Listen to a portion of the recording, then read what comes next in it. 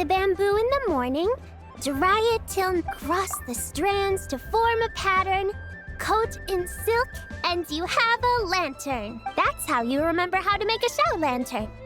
Did you get all that, Chi-Chi? Morning, split bamboo, traveler. Then get silk, make paimon. What? No, that doesn't even rhyme. Look, it's them. Hey, Yao Yao! Hey, Chi-Chi! Whoa, Traveler! Paimon, you're here! Happy Lantern Rite! What you up to? I'm teaching Chi-Chi to make Shao lanterns. It's a real test of finger dexterity, so it'll help keep her nice and loose. Yes, I do finger exercises to be a nimble zombie. Wanna try too, you two? Oh, okay. Well, we need a whole bunch this year so it doesn't get too dark at night. Too dark? What does that mean? Dr. Baiju has patients who got hurt walking at night. The moon disappeared, so it was too dark to see. The moon disappeared? Like, behind the clouds? It was Jeonju, the moon devourer. Changshan told me about it, but now I forgot. It's an old myth from Chenyu Vale about a giant toad in the sky that eats the moon. What? The moon gets eaten? It's just a story. It's not like there's actually a giant toad in the sky. I asked Master about it, and she said myths are just insights into how the people of the past understood the world. Well, I didn't see it that night. But I've checked several nights since, and it's been there same as ever. According to Chi-Chi, though, the Ministry of Civil Affairs sent someone to do some kind of serious investigation. So, I don't know. Maybe something did happen. The Ministry of Civil Affairs? This is starting to sound bad. It's okay. You can fly. Even if it's too dark, you won't fall and get hurt. Yeah, exactly. So turn that frown upside down, Paimon. Or someday you'll get a whole bunch of wrinkles and wake up looking like an old granny. What? Okay. No more frowning. But the Traveler can't fly. He could still fall and hurt himself, right? Don't worry. That's what the Shao Lanterns are for. As long as we make enough, Liyue Harbor will never go dark. Yeah, and there's the giant lantern too. Oh, right! I almost forgot. Look! This year's Grand Lantern commemorates the Adeptus who guards the moon. With her watching over it, the moon will be safe for sure. A white horse? Wait! So that's the White Horse Adeptus? Yeah! Legend has it she used to live on the moon. So if it were ever in danger, I'm sure she wouldn't just stand by and watch. Huh! We've heard of the White Horse Adeptus before, but we never heard the part about her living on the moon. Probably because it's a folk legend from Chenyu Vale, so not a lot of people know about it. But recently, some ancient artifacts were unearthed in Liyue, and the archaeological team even found evidence of ancient people worshipping an Adeptus who lived in a palace on the moon. It's kind of like how we write wishes on Shao lanterns and release them during Lantern Rite. The White Horse Adeptus would descend from the moon in her jade carriage and grant people's wishes. Ooh! When did that happen? She sounds different from the other Adepti in Liyue. It must have been a super long time ago, 'cause even Master barely knows anything about this Adeptus. Nope. Kinda unbelievable, right? Yanfei said the White Horse Adeptus might even be a made-up legend, just like Jeonju the Moon Devourer. Yeah, a made-up horse and a made-up toad. You're mistaken, children. The White Horse Adeptus really does exist. Oh, Mr. Liu from the Baiju Guest House. But how do you know that for sure? Have you ever wondered how the guest house got its name, Yao Yao? Baiju... White Colt. So, it's named after the White Horse Adeptus? That's right. And that's because one of my ancestors was once blessed by the White Horse Adeptus. Wait, really? Tell us more! Tell us more! It was a long, long time ago, when this ancestor of mine was still a young girl. She was out gathering herbs and accidentally fell off a cliff, but the White Horse Adeptus rescued her. Oh, that's it? Paimon was expecting something a bit more... special? We've heard a whole bunch of stories like that before. Patience, young one. Let me finish. After the White Horse Adeptus saved my ancestor, she told her a story about the moon and the ancient kingdom of Langan. My ancestor was so captivated that she completely lost track of time. So much so, in fact, that when she returned to her village, she found nothing but a desolate ruin in its place. It was as if, without her knowledge, countless years had passed in the mortal world. Huh? The most extraordinary part of all is that it turned out to be a dream. When she woke up, she found herself at the bottom of the cliff, right where she had fallen. Other than her medicine basket, now filled to the brim with rare herbs, it was as if nothing had happened, until out of nowhere, a horse's whinny echoed through the air, and when she looked up, she saw a pristine white horse leaping over the cliff. A white horse leaping over the cliff? Wow, that sure is a crazy story. But now, it's starting to sound a bit too far-fetched. Another skeptic.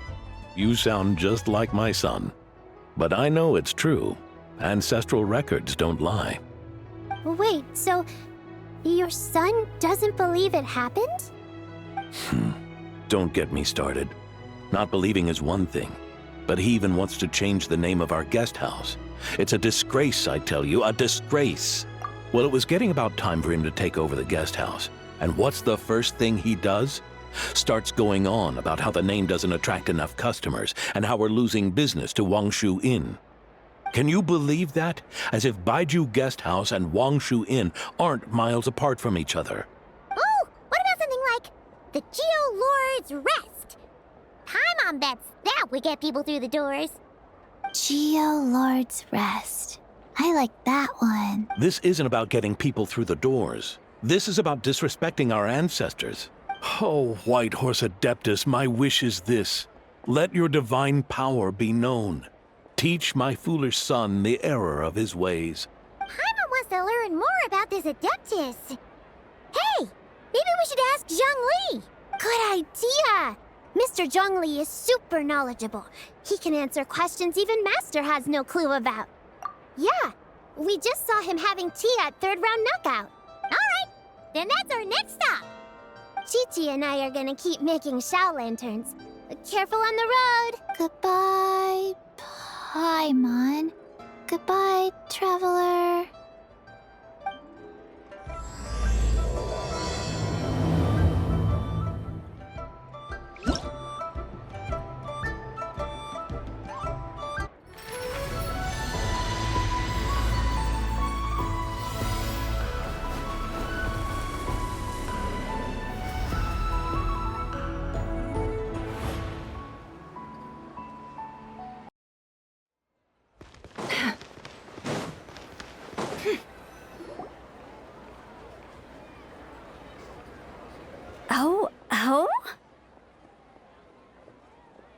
Oh. Curious. Impressive, right? What's with all the commotion over here? Oh, Traveler and Paimon! Perfect timing! I have something amazing to show you! What is it? Huh? What the? Part of the moon is blacked out! Was it really didn't expect you to know the story of Jonju the Moon Devourer, Paimon. Don't underestimate Paimon. She learned a whole bunch of things in Sumeru. But Jonju the Moon Devourer is a Liyue legend. Well, knowledge knows no borders, so there. You're right about that, Paimon. But this dark circle doesn't look anything like a toad to me. A toad's egg, maybe? But that's about it. Oh, wait, Traveler! You've been in Nodcry, right? The people there worship the moon goddess. So you should know what's going on here. Really? Not even in a place where people worship the moon? Oh yeah! Master told me that the tale of Jianzhu, the Moon Devourer, was how ancient people explained a certain celestial phenomenon. But what is it exactly? Some kind of omen of disaster? How so? Oh, but in this picture, the moon is being covered from the center. So this can't be a normal eclipse. Then it's still an omen of some impending calamity? We never said that! Ugh, some crazy customer left it at the restaurant. Just thinking about it gives me the chills.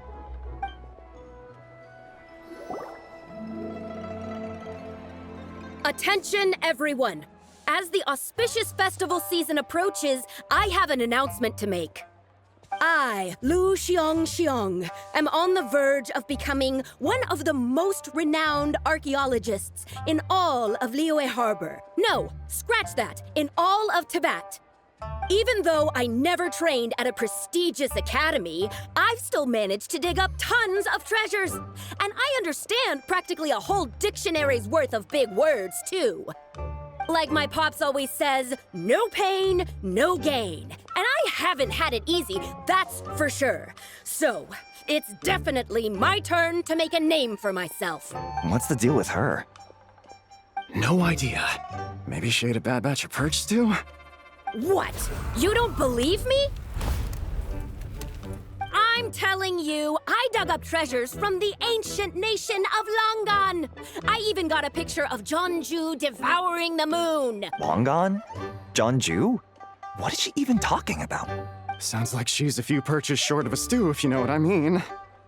So what if blackback perch stew is my favorite? Stop talking about me like I'm not here. Whoa, what are you doing? You're just a stupid, ignorant man, and I'm gonna kill you. Young lady, you need to calm down. What? So you're looking down on me now too? How about I take you both out then? How does that sound? This is a place for dining. If you wish to take me out, you'll have to do it elsewhere. Don't act like you're better than me. Do you know who I am?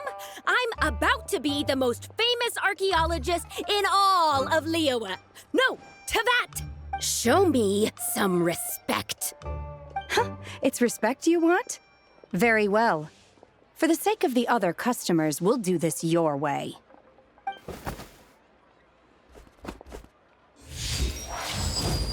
What? So Shen has started the fight? She had no choice. The woman pulled a shovel out of nowhere and started going crazy, flipping tables left and right. She even injured 2 other customers. Shenna did what she had to do to restrain her, then took her to the Ministry of Civil Affairs. Thank goodness Aunt Shenhe was there. Or who knows what might have happened. Yeah. I started cleaning up after all the commotion, and that's when I found this photo. I thought it might be the one she dropped, so I rushed over to show someone. She said she took a photo of Jonju the Moon Devourer. This must be it. Can we really trust what she said, though? Clearly, something is going on with her. Paimon's got a point. It sounds like she wasn't acting right at all. How do we know she wasn't possessed by some kind of evil spirit? Aunt Shenhe would have noticed if she was possessed. All right. But what about the part about Long Gone and the treasure she found? What about it? What if she raided a tomb and dug up some super special relic, then got herself haunted by an ancient ghost? One so powerful that even Miss Shenhe couldn't sense its presence. Your imagination is something else, Hu Tao. Why would an ancient ghost come to Wanmin restaurant, huh? To eat my blackback perch stew? Hey, it could happen. I'd want to eat your food if I was a ghost. Wait a second. She mentioned the ancient nation of Longon, right? Paimon's heard that somewhere before. You know what? My brother mentioned that some ancient artifacts were unearthed in Liyue recently. Mostly colored glass, fine jade, and bronze relics. Some of the text inscribed on them has already been deciphered. There were some poetic verses, but the word Longon popped up as well. So, does that mean this Longon place is real? Still, Paimon knows we've heard the name somewhere before. Do you remember, Traveler? Right! His ancestor heard about it from the White Horse Adeptus. The White Horse Adeptus? Oh, so you must have been to see the giant lantern already. Yep. And it turns out that the White Horse Adeptus is super mysterious, too. Even Madame Ping hasn't met her. Wait, I thought she was the gold-eyed Celadon mare of the 8 Adepts. That's just the interpretation you believe in, Hu Tao. There are other theories out there, too. The elders of Qingce village believe that during the Archon War, a white horse leapt from a clear spring, transforming into an Adeptus who aided Rex Lapis in battle. In Chenyu Vale, some of the tribes take her to be the daughter of time and trace her deeds to an even earlier era. Yet in other ancient texts, including the relics I just mentioned, she appears as an emissary who listens to mortal wishes, bestowing the blessings of the heavens and moon upon the mortal realm, which is why we write our wishes on Shao lanterns. That's so complicated. So what's the verdict? Which version is the truth? I'm afraid there's no definitive answer to that. You two have been all over Tevat. Do you have an idea? Nope, sorry. We were actually on our way to ask Zhongli. He knows even more about this kind of stuff than us. Ah, looking for a consultant, huh? He's having tea with Miss Linlong. Shigu Antiques is hosting an exhibition tonight. An exhibition? For what? All those antiques Sing Show just mentioned. So if you head to the big ship docked in the harbor tonight, I'm sure you'll find him. So, where to next? How about we go to the Ministry of Civil Affairs to ask about the White Horse Adeptus? We might be able to find out more about the recent moon situation, too. If you're heading to the Ministry of Civil Affairs, could you give them this picture for me? Since it belongs to that customer, she deserves to get it back at least. It might even help the Ministry with their investigation. Ha! All right! We're off! Oh, wait! I almost forgot! Happy Lantern Rite! Come have a meal with us when you're free. We'll be there, or we'll be... square.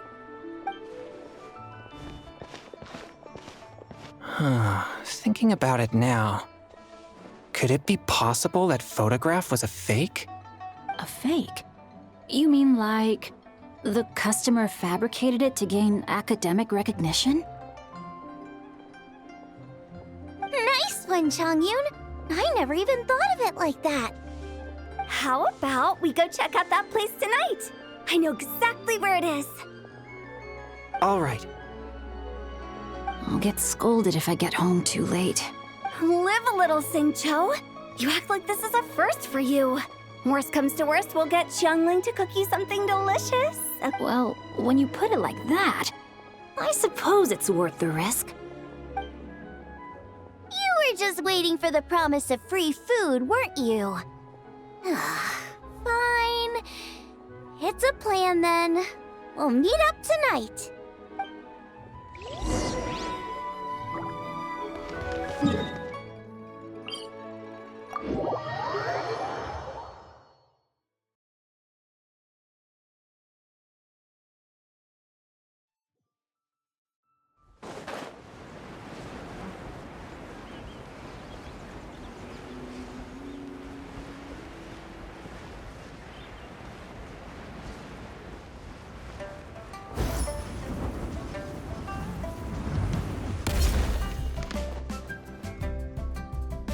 Your grandfather is of the same opinion, Miss Lanyan? Yes. On Lantern Rite, the moon shall go dark. That's what the signs are indicating. Celestial observation isn't Grandpa's strong suit, but he discussed it with several other elders from our clan, and their conclusion was the same. It's consistent with the information we've received from other sources as well. You mean the whole thing? About the legend of Jeonju the Moon Devourer? Happening in real life? Yes, that's one of them. So it's true. I thought it was just a rumor. It's true. But right now, the bigger issue is that all our sources indicate the phenomenon's gonna happen again. I'm not sure this bodes well. Let's remain optimistic for now. We're making progress interpreting the artifacts, and Ganyu is consulting with the Adepti as we speak. Besides, apart from the incident at Wanmin Restaurant, there haven't been any other moon-related disturbances. Ningguang, Keqing, and Lanyan! You're all here! Oh, Traveler! And Paimon! It's been a while. Happy Lantern Rite. Yes, happy Lantern Rite. What brings you here, though? I thought you'd be in the harbor enjoying the Shao lanterns.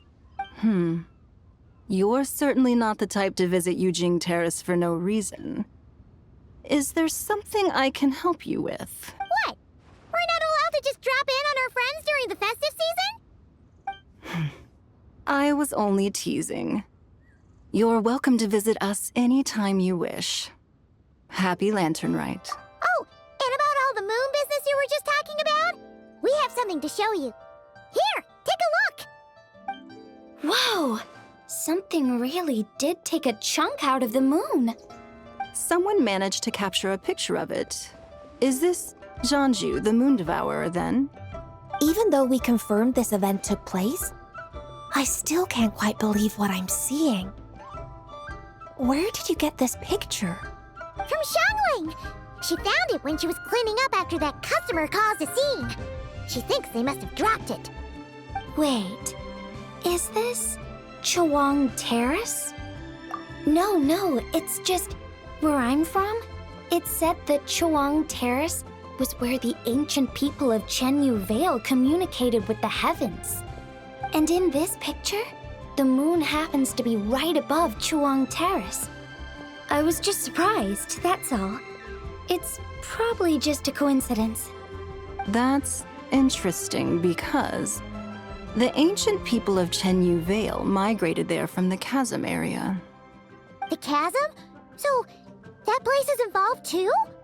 According to our investigation, that customer you just mentioned, Lu Xiangxiang, her father and grandfather are merchants in Liyue Harbor, and her mother and grandmother grow tea in Chaoying Village.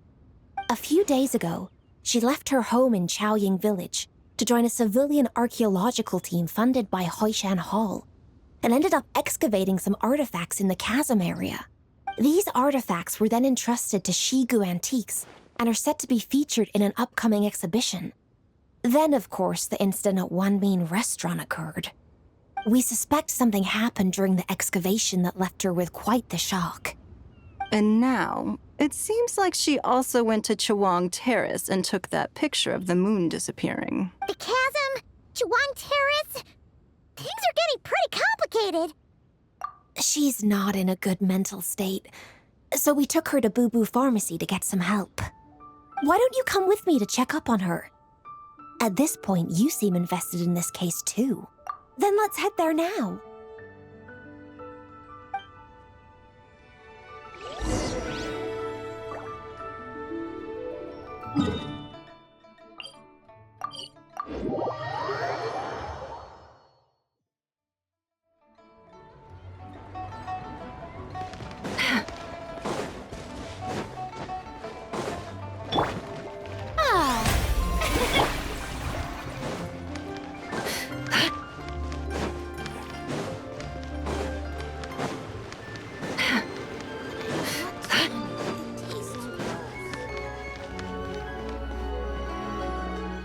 Ah, Lady Yuheng.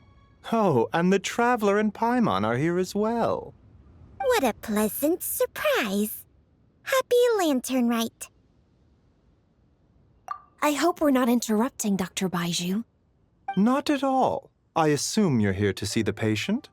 Unless it's urgent, however, it would be best not to disturb her rest. It's quite unstable. She's even more agitated than when she first arrived. And she refused to cooperate when we tried to check her over. I had no choice but to prescribe a calming draught and to have her rest for 2 days. So she's getting worse? That isn't the news I was hoping for. It's just a precaution. Based on an earlier conversation with her, it seemed more like a fixation than anything else. She hasn't lost her mind. That's right. When we asked about it, she kept insisting she was going to be famous far and wide. Well, it might not be far and wide, but she certainly made a name for herself around Yujing Terrace. Even some of the Qixing know who she is. Not often, that's for certain. From my initial assessment, the patient appears to have experienced some sort of shock, and whatever it was seems to still be haunting her. But what could have caused such a thing? The relics from the chasm? Or the moon above Chuang Terrace that night? Come back in 2 days, and you might just have your answer. I suppose that's all we can do for now. We'll take our leave then, Dr. Baiju. Of course. If you need anything else, don't hesitate to stop by. Speaking of those relics from the chasm, aren't they being featured in an exhibition tonight? That's right. Are you planning to attend? Yeah! We wanted to have a talk with Zhang Li anyway, and now Paimon's even more curious about these relics. I would, except every item in the exhibition had to be registered with the Ministry of Civil Affairs. So I'm afraid it's been spoiled for me. I reviewed them all myself. There are some rather peculiar artifacts, that's for certain. We're still working on decoding the ancient text that appears on them. Yeah! The word jade appears a whole bunch, doesn't it? Huh? How did you know? Xingqiu told us. He said there were some ancient poems on them, too. He's quite well informed, isn't he? Well, he's right. We believe they're direct references to the ancient nation of long gone. As for the other text, instead of regular poetry, it seems to be more like ceremonial language used to worship the moon and the gods. The moon and the gods? Well, looks like it's almost time for the exhibition. You two should head over. There's an usher at the harbor who will lead you to the venue. Not at all. The exhibition is free to the public. The people of Liyue have a great respect for our history and are eager to learn from it. Plus, the exhibition is being organized by Linlong, the owner of Shigu Antiques. As far as I know, it's been a long-time goal of hers to hold a cultural exhibition of this scale, where people can learn all sorts of information about the past. Guess we're in for a real treat tonight, then. Yes. Have a great time. There's still more artifact decoding work I need to finish, so we'll have to part ways here. After seeing the picture you brought, there's a few ideas I'd like to follow up on. You're hard at work even during festival season? Huh. You haven't changed one bit, Keqing. I'm simply fulfilling the responsibilities of my position. That's all. All right. I should get going. See you later. Well, guess we should head over to the harbor and find that usher.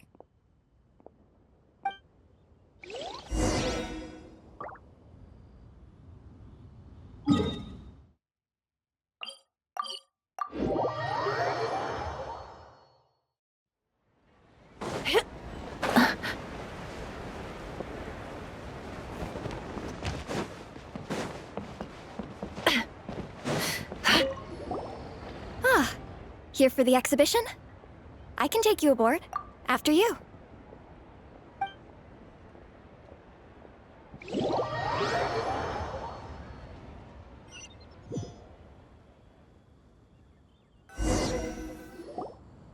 Whoa! Look at all the antiques on this ship! It's almost too much to take in! Greetings. I trust you've been well since last we met? Aha! Speak of the devil!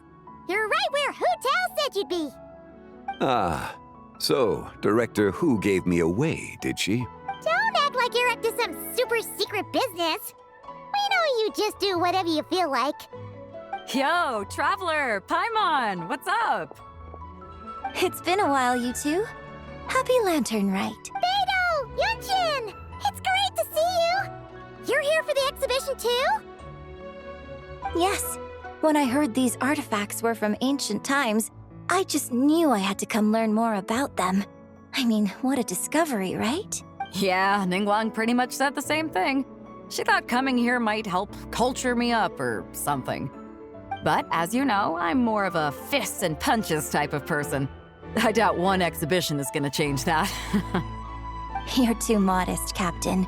You're the leader of the Crux fleet. That takes far more skill than just fists and punches. Plus, at the end of the day, you still decided to come, even though you didn't have to listen to Ningguang. Well, she's the Tianquan. If she can't even get an average ship captain like me to do her bidding, how's that gonna look?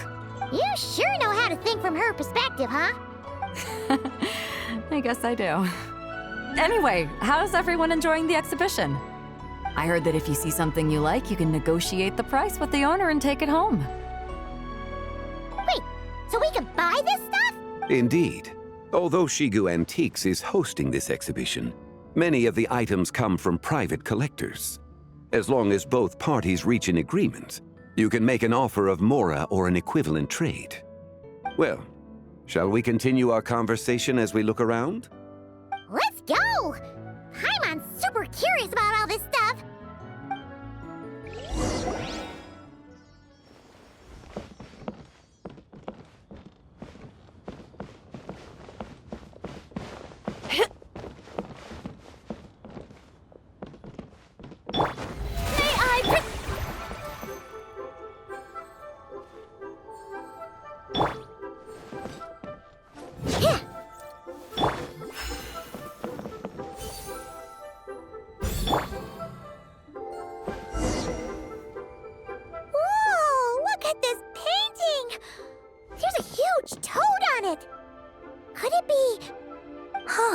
This material is quite unusual. It doesn't look like paper, more like silk or some other kind of fabric. Yeah, I was thinking the same thing. Well spotted. This is a painting of Jianju, the Moon Devourer, made primarily with mulberry silk.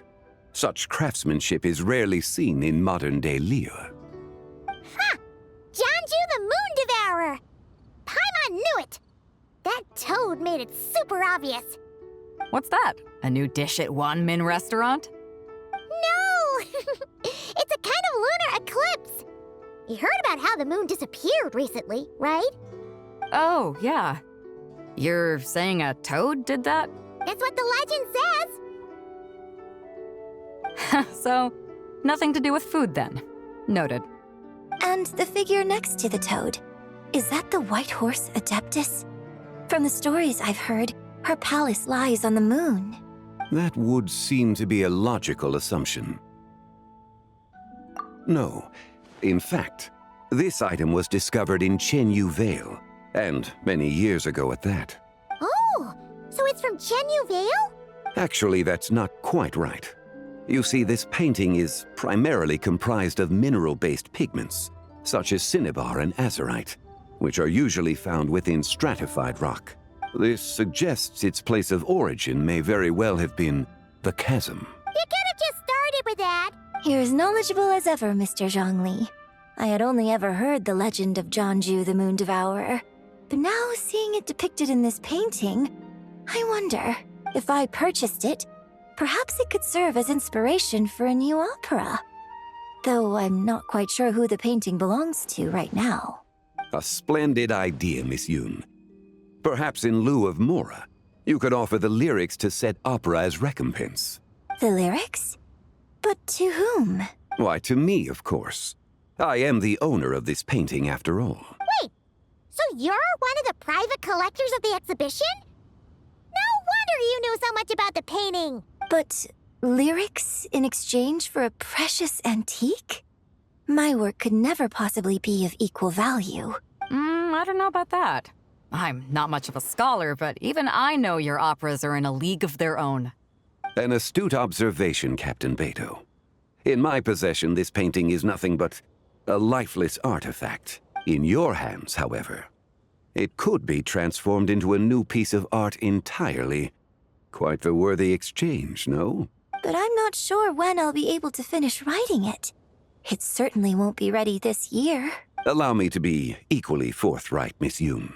This silk painting is merely a copy I made of the original work. There is no need for such concern over its value. Huh? So it's a fake? I had no idea you were such a skilled artist, Mr. Zhongli. I pride myself on having some knowledge of antiques, but I didn't notice anything that would point to it being a replica. You never cease to amaze me, Mr. Zhongli. You flatter me. All that said, Miss Yoon, you must accept. Truly, I insist. Huh. He's gone from handing out fake Mora to fake paintings now, huh?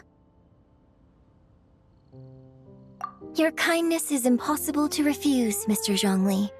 Rest assured, I'll be sure to return the favor. I shall look forward to it. Man, that was quite the find. I should buy something too, if only so I can show it off to Ningguang. Let's keep going and see what we can find.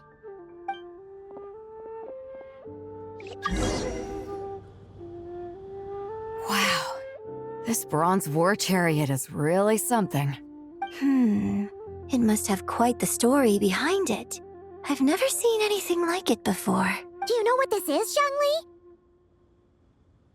Ah, I heard from Miss Linlong that a carriage made of Celadon jade was unearthed in the chasm. A copper canopy, a body adorned with flowing clouds and geometric patterns. Yes, this must be the one. A precious piece indeed. This thing's gotta be thousands of years old, right? Crazy to think people back then were capable of such intricate metalwork. Too often, we view the past and future through the lens of the present. Objects that fascinated us as children seem crude later in life. And that's only after a few decades or so of separation. If one were to stretch time across hundreds or thousands of years, one might discover that time is not always a force that pushes things forward. It would seem the people of that era managed to create a remarkable civilization in their own right. Makes me want to get my hands on this even more. Ningguang's gonna be so jealous, don't you think? Has this war chariot caught your eye, Captain Beto? Oh, you must be Linlong from Shigu Antiques. Nice to meet you. This exhibition has been amazing so far. Well, that's all thanks to supportive patrons like you and Mr. Zhongli, of course. As for this war chariot, it was discovered by an archaeological team sponsored by Hoishan Hall. The price comes in at 90 million Mora. How much? 90 million? Woo, looks like my eyes were a bit too big for my wallet. Quite a bargain. A bargain? 90 million Mora could feed Paimon for like 1,000 years! And if you actually went on an eating spree that long, perhaps you'd be considered an antique worth that kind of Mora, too. What, 90 million? Nuh-uh! Paimon's worth way more than that! Well, if Mr. Zhongli thinks it's a good deal, I'm sure it's worth it. Beto's putting way too much faith in Zhongli. What if he's only here to drive up sales? I'll take the chariot, Miss Linlong. Someone will come by with the payment. Quite the discerning eye you have, Captain. After the exhibition ends, I'll have someone deliver it to the Alcor. Actually, could you send it straight to Yujing Terrace? I'd like for the Tianquan to see the proof of my discerning eye for herself. Understood. Great! Yunjin and I both found something. What about you three? Want to keep perusing? And don't worry about the Mora, it's all on me. Nobody's going home empty-handed tonight. I appreciate your kindness, Captain, but I'm afraid I have some private matters to discuss with Miss Linlong. In that case, don't let us keep you, Mr. Zhongli. Right this way. Traveler, Paimon, perhaps you would like to accompany me. What? So you can show us another bargain antique that's so far out of our price range is not even funny? Other people are always demanding Mr. Zhongli's time, but it's quite rare for him to extend an invitation himself. I wouldn't pass up this opportunity if I were you, Paimon. Yeah, just don't forget to come aboard the Alcor for a drink later. Yeah, guess you're right. Taking a quick look isn't gonna cost us anything. Let's go!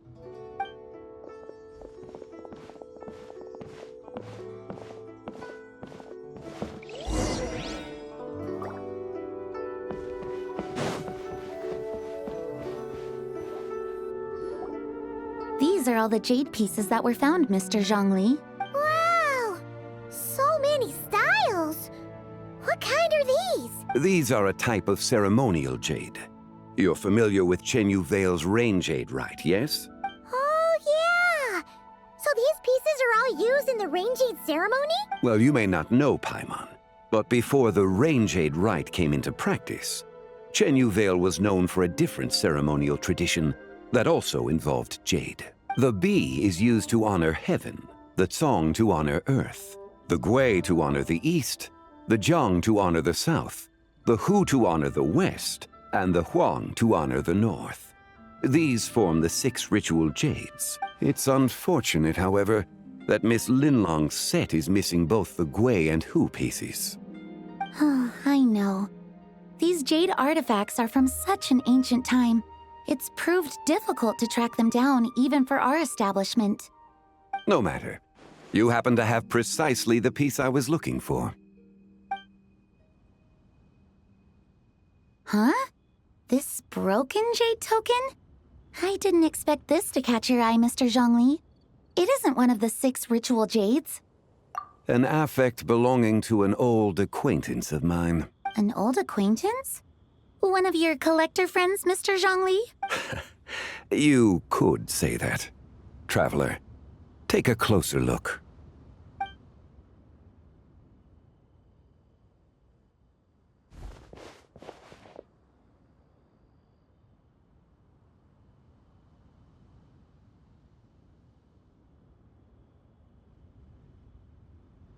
Huh. It doesn't look all that special to Paimon. Just seems like a broken artifact. Indeed. It's been thousands of years since the moon has appeared in such a form. So, in the past, the moon wasn't always full. Then, could this missing chunk be from when Jianzhu devoured part of the moon? It's worth looking into. Your insight is invaluable, Mr. Zhongli. I had no idea how special this piece was. Since it has caught your interest, allow Shigu Antiques to cover the cost. Oh, that is far too generous, Miss Linlang. Not at all. I've always wanted to give people a chance to appreciate these snapshots of history. So holding an exhibition like this has been a lifetime wish of mine. And it never would have been possible without your help, Mr. Zhongli. I merely put in a good word with a few acquaintances of mine. And it had a profound impact. Without your recommendation, I doubt half of these collectors would have come to the exhibition. So, on both a personal and professional level, I owe you my thanks, Mr. Zhongli. Wow! Zhongli actually did something useful for once.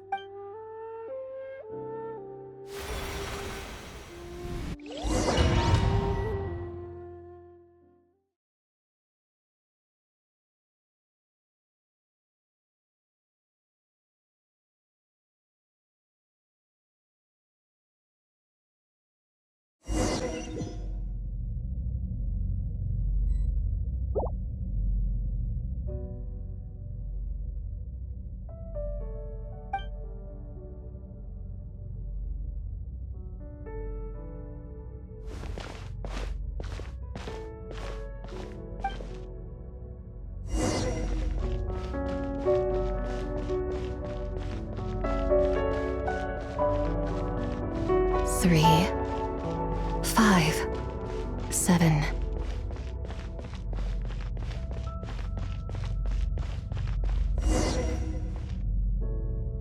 $11, 13, 17, 19, 23, 29.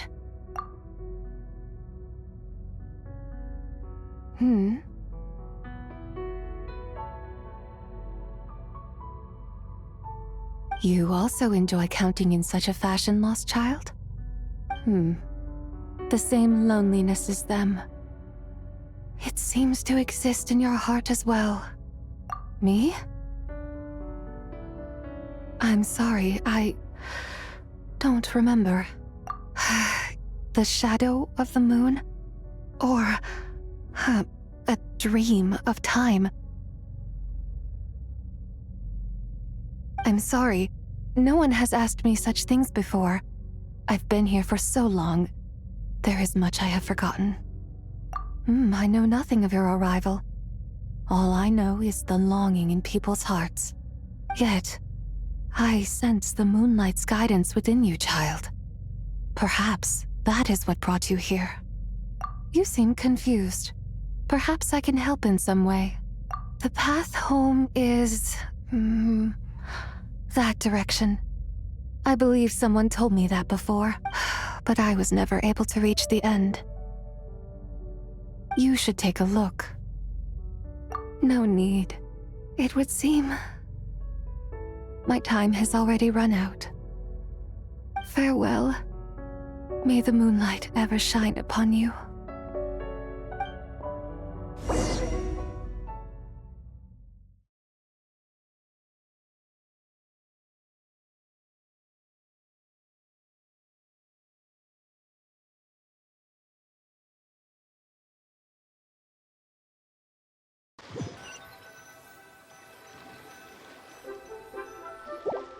Wow! Zhongli actually did something useful for once. Your complexion looks rather ashen, traveler. Are you feeling all right? Yeah, what's wrong? Does your stomach hurt? Huh? What are you talking about? You were right here the whole time. Ah, I see. I'm afraid we must take our leave, Miss Linlang. My friend has taken ill and I must escort him to get some rest. Of course. Traveler, Paimon, please, come with me. Ah, yes. Regarding the payment for the jade token. Charge the expense to the Wangsheng funeral parlor if you would.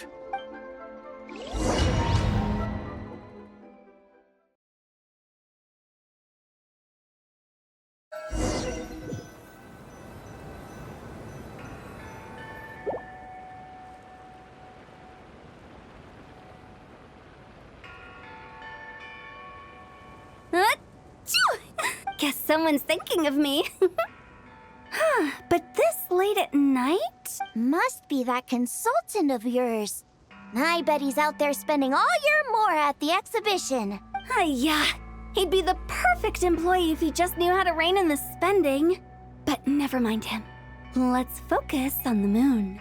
We gotta see if it gets eaten tonight. I don't think it's going to happen.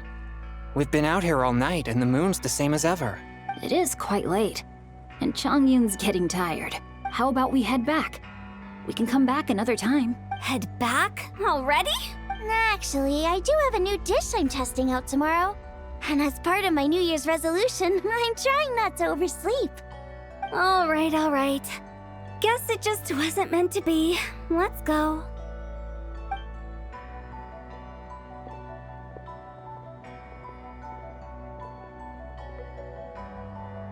When the sun's out, bathe in sunlight. When the moon's out, bathe in moonlight.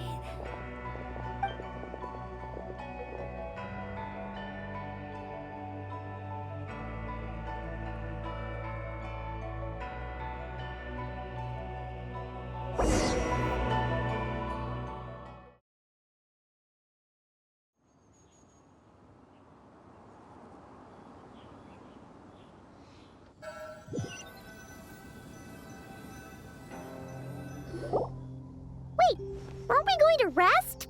Why did you bring us here? Because I imagine the traveler would like to know what just happened to him.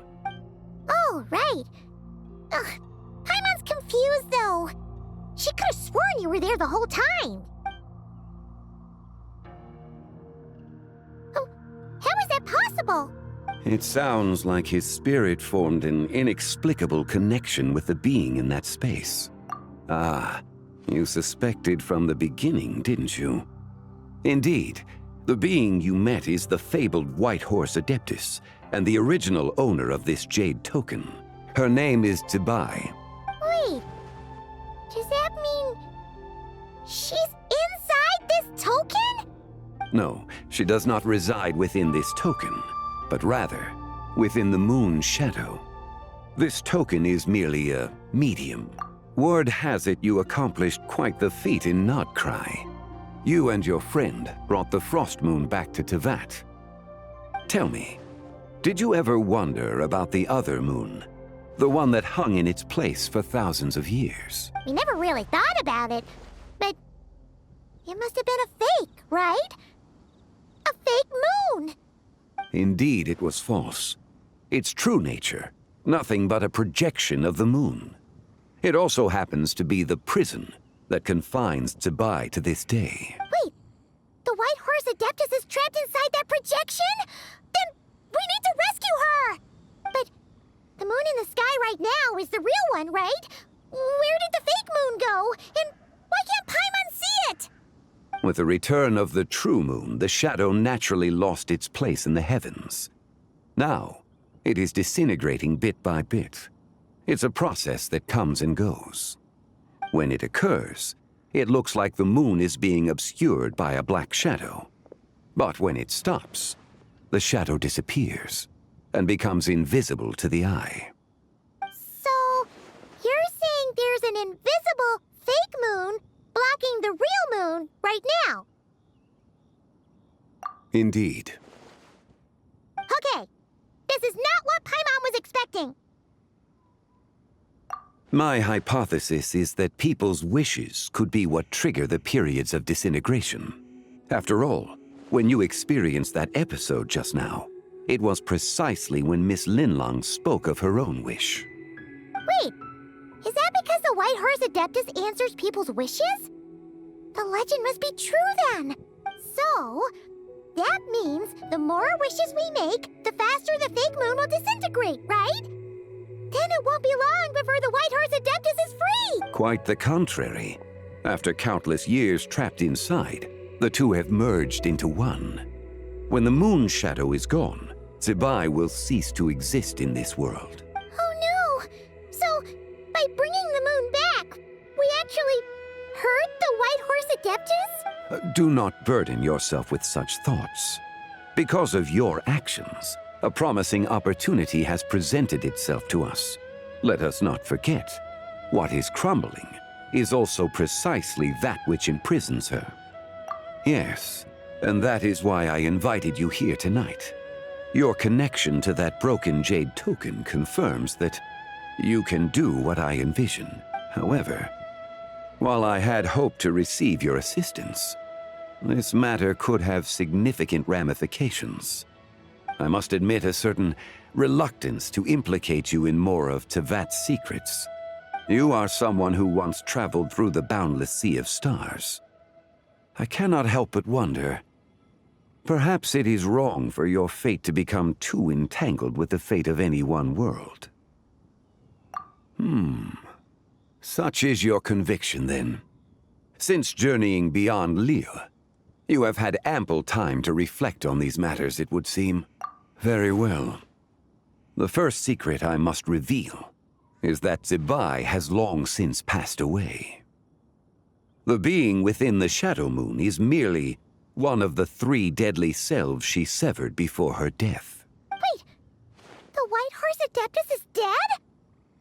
Weren't you supposed to tell us how to fix this? Now it just seems even more impossible! Please, remain calm, Paimon, and allow me to explain. The 3 deadly selves is a practice used by those engaged in spiritual cultivation. The intent is to sever the 3 vice-laden mortal selves to reveal one's true, pure self beneath. However, Zibai's 3 selves are more complicated in nature, because in the moment before her death, someone preserved the shattered essence of her soul and placed the fragments within her 3 deadly selves. If we retrieve the 3 fragments of her soul, there is a chance we can restore her presence in the mortal realm. So that means we can bring her back to life? Yes, provided we retrieve the fragments of her soul's essence from the 3 deadly selves. Indeed, the being you encountered was Zibai's first deadly self, Ziju. After Zibai's death, she ascended to the heavens and became one with the Shadow Moon. The essence that resides within her is a heavenly soul, also known as Taiguang. Thus, this self is the closest to Zibai's true nature.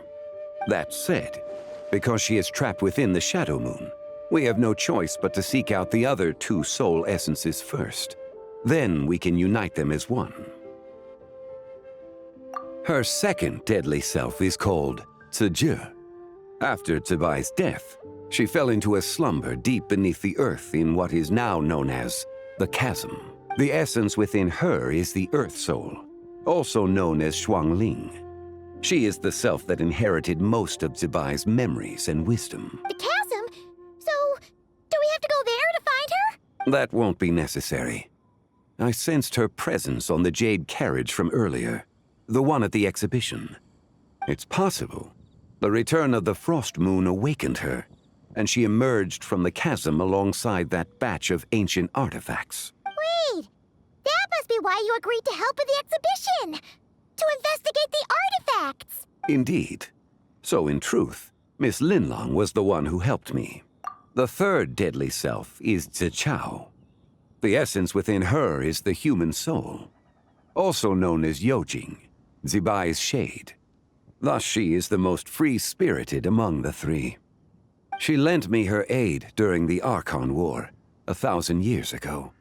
But later, as her powers waned, she retreated into the mountains. I imagine finding Zichao should prove the most troublesome, so I shall take it upon myself to track her down. So, we need to find the second deadly self, right?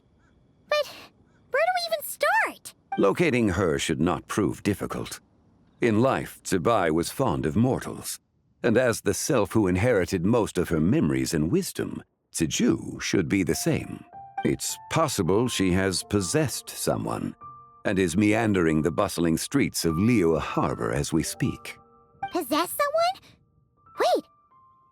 Are you thinking what Paimon's thinking, Traveler? What if she raided a tomb and dug up some super special relic, then got herself haunted by an ancient ghost? Exactly! Lu Xiangxiang! It seems you have a lead in mind already. She could still be at Boo Boo Pharmacy. She was super agitated when she first got there, so Baishu gave her some calming medicine and told us to come back in 2 days. Do you think it could be her, Zhengli? It's quite possible. The deadly selves are impure beings that can easily influence mortal minds. A sound plan. Well, I should get started on my own investigation then. But you're leaving already? I must. Zichao went into hiding after the Archon War. If I am to have any success tracking her down, and there's no guarantee, I should start sooner rather than later. But there's still so much you haven't told us! Like, who the White Horse Adeptus actually is, and how she died in the first place! Not to mention who it was that preserved the fragments of her soul. Should our endeavor prove successful, then naturally those answers will follow. If not, speaking of them would be rather meaningless. Huh. It would seem that this is a question you are unwilling to set aside. Very well. I shall tell you. It was the Avatar of Time. Ah, so you know of her existence. The ruler of time saved her soul. Indeed. Preserving what remained of Zibai's soul in the moment before her death. Only the power of time could be capable of such a thing. However, there is no telling what effect it has had on the 3 deadly selves. In other words, you must exercise caution when seeking out Ziji. On the night of Lantern Rite, countless Shao lanterns, and the wishes written upon them, will be released into the sky. I estimate that this event will trigger the Shadow Moon's collapse. When that happens, the cage that confines the first deadly self will open. That is our moment to act, but also the moment where all could be lost. For if we fail to retrieve the other 2 soul fragments in time, Zibai's resurrection is hopeless. As I mentioned before, the answers to your remaining questions should come in time. Providing our efforts bear fruit, let us hope that all proceeds smoothly in the days to come.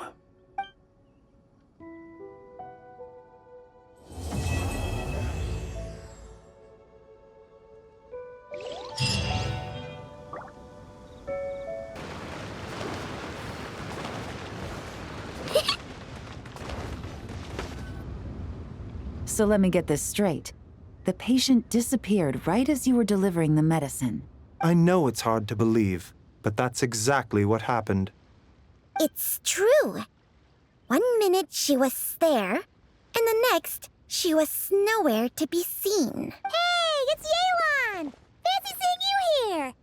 Oh, is this a bad time? Not at all. Just a small roadblock in the case I'm working. Ningguang asked me to investigate a patient named Lu Shangshang. If you're here to find her too, then you're out of luck, I'm afraid. She went missing this morning. What? According to Dr. Baizhu, the patient vanished right under his nose. But it just seems like that should be impossible. There 1 second and gone the next? Pretty sure Xiao can do something like that. Then you're suggesting this Lu Shangshang is the vigilant Yaksha in disguise? Or some other adeptus? Guess not. But this is so weird. How can a living person just vanish into thin air? Unless... Linny decided to take his act to Liyue? Who is this Linny you speak of? He's... Oh, never mind. Paimon's just grasping at straws. Let's set aside the how for now, and focus more on the where. You mentioned this patient has a strong obsession with achieving fame and recognition? Yes. She kept talking about becoming a renowned archaeologist and making a name for herself. So, are we looking for a place where it's super easy to become famous? I think we should check out the Xiao Lantern crafting stalls. Because it's easy to become famous by making Xiao lanterns? Not exactly. When the people of Liyue need a solution to a problem, their first thought would be to pray to the gods and the Adepti. If her wish is to become famous, she might write it on a Xiao lantern in the hopes that the fabled White Horse Adeptus might make it come true. That certainly sounds probable. Turns out, the White Horse Adeptus might be a lot closer to home than she thinks. What was that? Nothing! Let's go check out those stalls!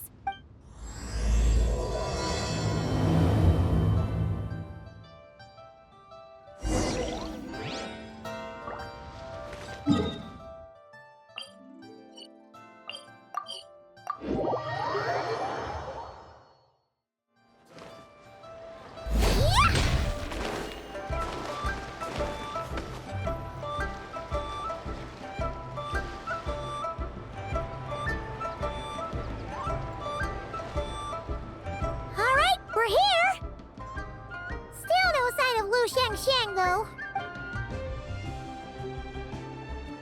As long as you're patient enough, Paimon, you'll find that hunting down people is no different from hunting boars. We need to blend into the environment, or we risk alerting the target. So as far as everyone here is concerned, we're just ordinary tourists. Oh, okay. If we need to blend in, then let's make some Xiao lanterns and write our wishes down, like everyone else. What's your New Year's wish, Yelan?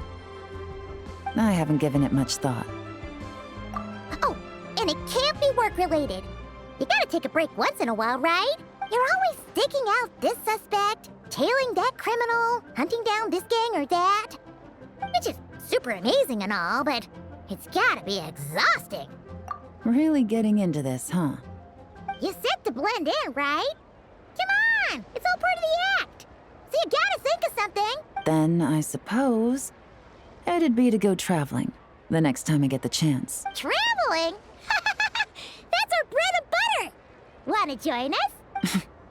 Thanks for the offer, but my desk is piled high with reports on your exploits. And that's not quite the kind of traveling I had in mind. I was thinking more the lie down and do absolutely nothing kind of travel. Ah, something a bit more easy and breezy, right? Hey, wait! We know just the place! The Easy Breeze Holiday Resort in Netland. It's super relaxing and full of fun activities. You've got the beautiful ocean and tons of cute little creatures called Asha. Seriously, you gotta go! I suppose I'll have to check it out. Hey guys, happy Lantern Rite! What a coincidence! You here to make shell lanterns too? Well, it's that time of year, am I right? Thought I'd join in on the fun. You can't have Lantern Rite without making one of these. What you gonna wish for? Aw, man, it's kind of embarrassing, but whatever. The truth is, the mighty mythical beasts are seriously struggling with recruitment. So I'm hoping to find a few apprentices and teach them the art of wushu dancing. Awesome! Sherfu Gaming, here we come! Whoa there, Paimon. One step at a time. I actually need to find people first. Yeah, but Paimon bets people will jump at the chance to learn from you! Well, I wouldn't be so sure. Wushu dancing is super physical and takes a lot of hard work to master, so it's not easy to find people. At this point, if the Adepti can't help me, no one can. I'll do it! Huh? You just said you wanted an apprentice, right? Well, I'm offering. What do you think? Whoa, the White Horse Adeptus works faster than I thought. Traveler, it's her.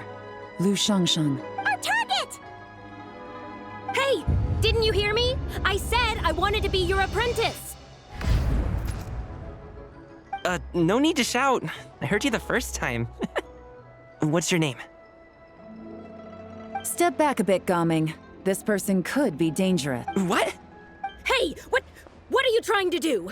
Do you know who I am? Get back! Lu Shangshang, we have no intention of harming you. We just need to ask you a few questions. Get back, I said! Try to remain calm. If you come any closer, I'll...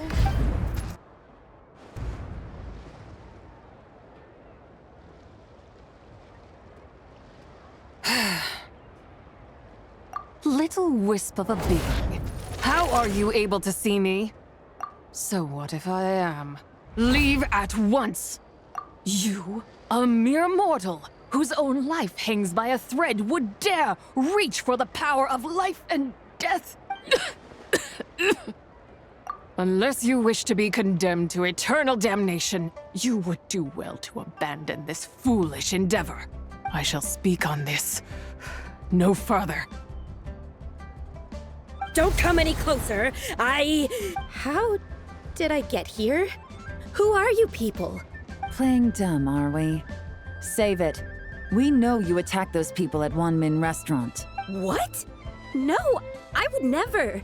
You must be mistaking me for someone else. You don't remember? Of course not. How could I do such a thing? What about the photo you took near Chuang Terrace? What photo? What's going on? It's like she lost her memory or something. Well, this complicates things. I'll take her back for questioning and let you know what I find. Take her away.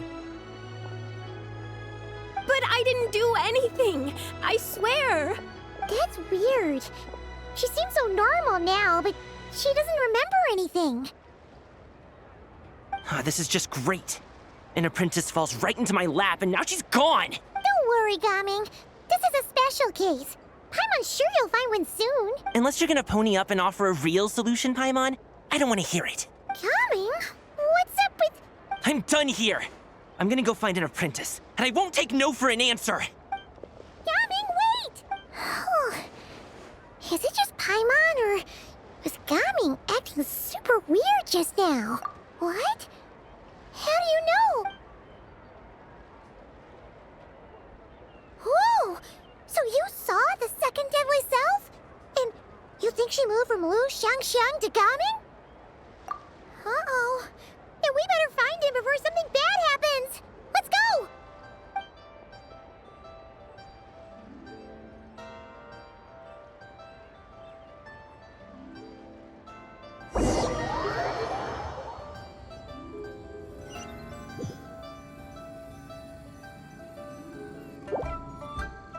Alas, why must Cloud Retainer inflict such woe upon us, Mooncarver?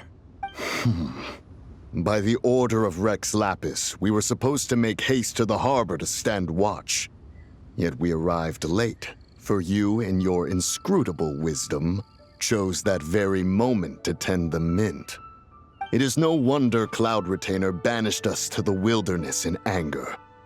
A pity only that I, blameless as I am, was made to share in the punishment. Blameless indeed. You speak as if it was not you who decided to plant all that mint in the first place. Yet now, in its wretched state, overrun by blight and vermin, you would turn away? Utterly heartless, I say. Were I truly that heartless, would I have rescued those seedlings from this desolate wasteland, granting them haven in your hallowed garden? Alas, if blame must be laid, let it fall upon Cloud Retainer for failing to recognize the virtue of our plight. Ah, at last a sentiment with which I can agree. If ever Cloud Retainer is away, we should steal into her abode and plant a veritable field of mint. A tempting little ruse, is it not?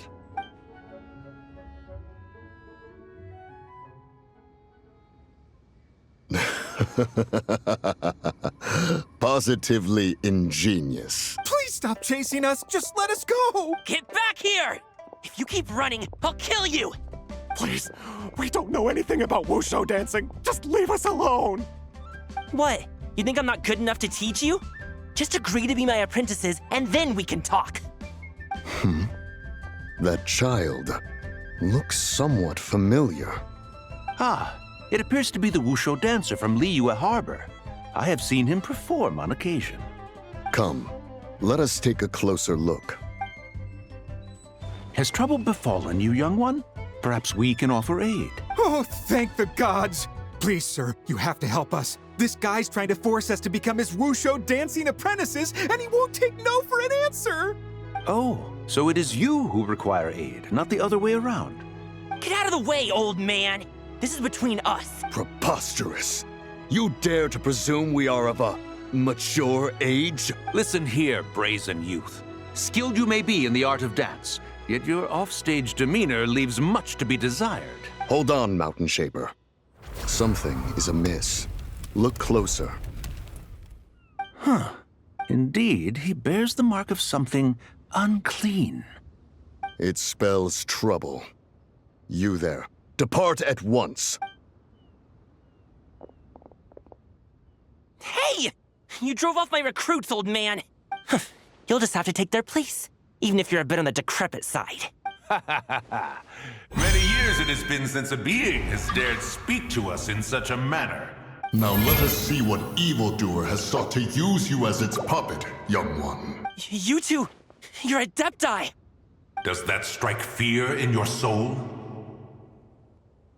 Whoa! Two Adepti recruits just fall right into my lap? That white horse sure knows how to grant a wish. Coming! Slow down! Wait for us! Jeez, take a hint, will you? I told you to stop following me! Traveler, Paimon, keep your distance from this youth. Evil has taken a hold of him. We know! It's one of the White Horse Adeptus' deadly selves! She's possessing Gaming! The White Horse Adeptus' deadly selves? Could it be that Rex Lapis called us to Liyue Harbor for this very reason? Hey! What are you two whispering about over there? Who's gonna be first apprentice and who's gonna be second? It doesn't matter! I'm not the kind of Sufu who plays favorites. Insolent spirit! Be gone from this child at once!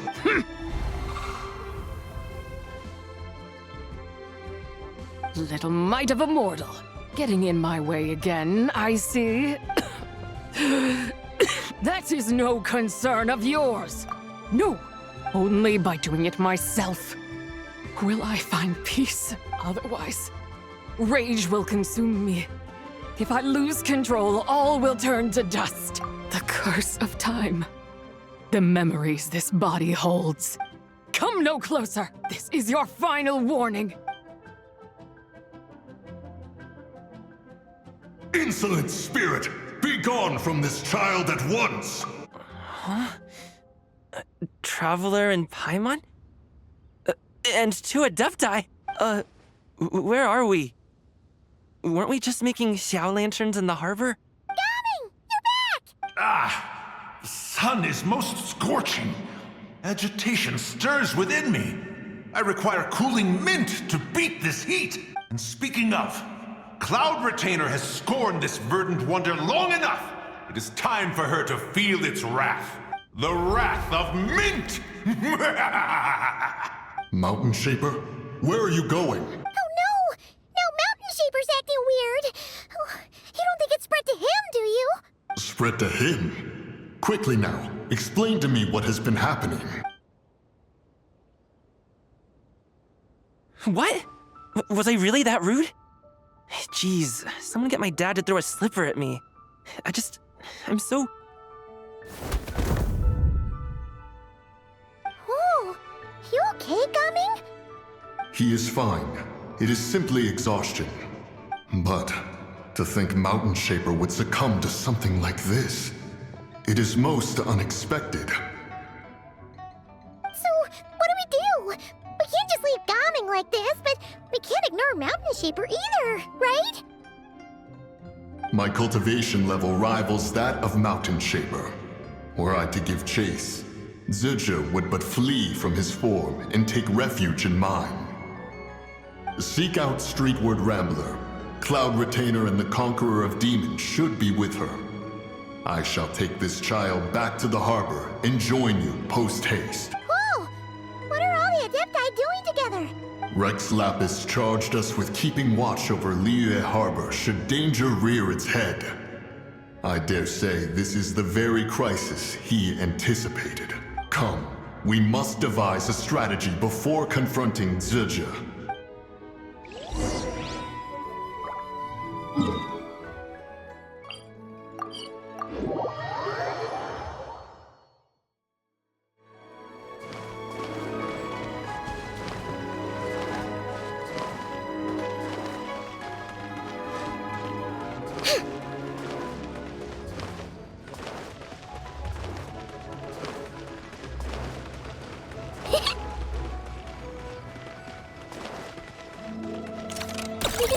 Go Claw!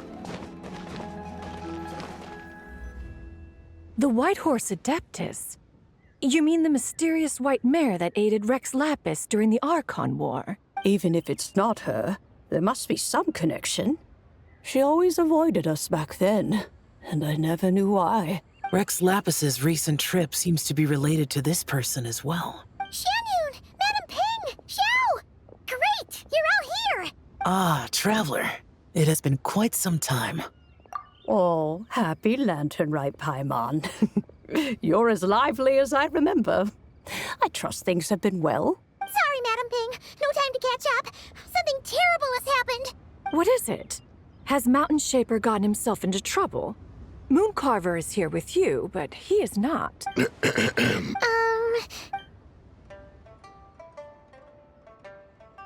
The Wrath of Mint?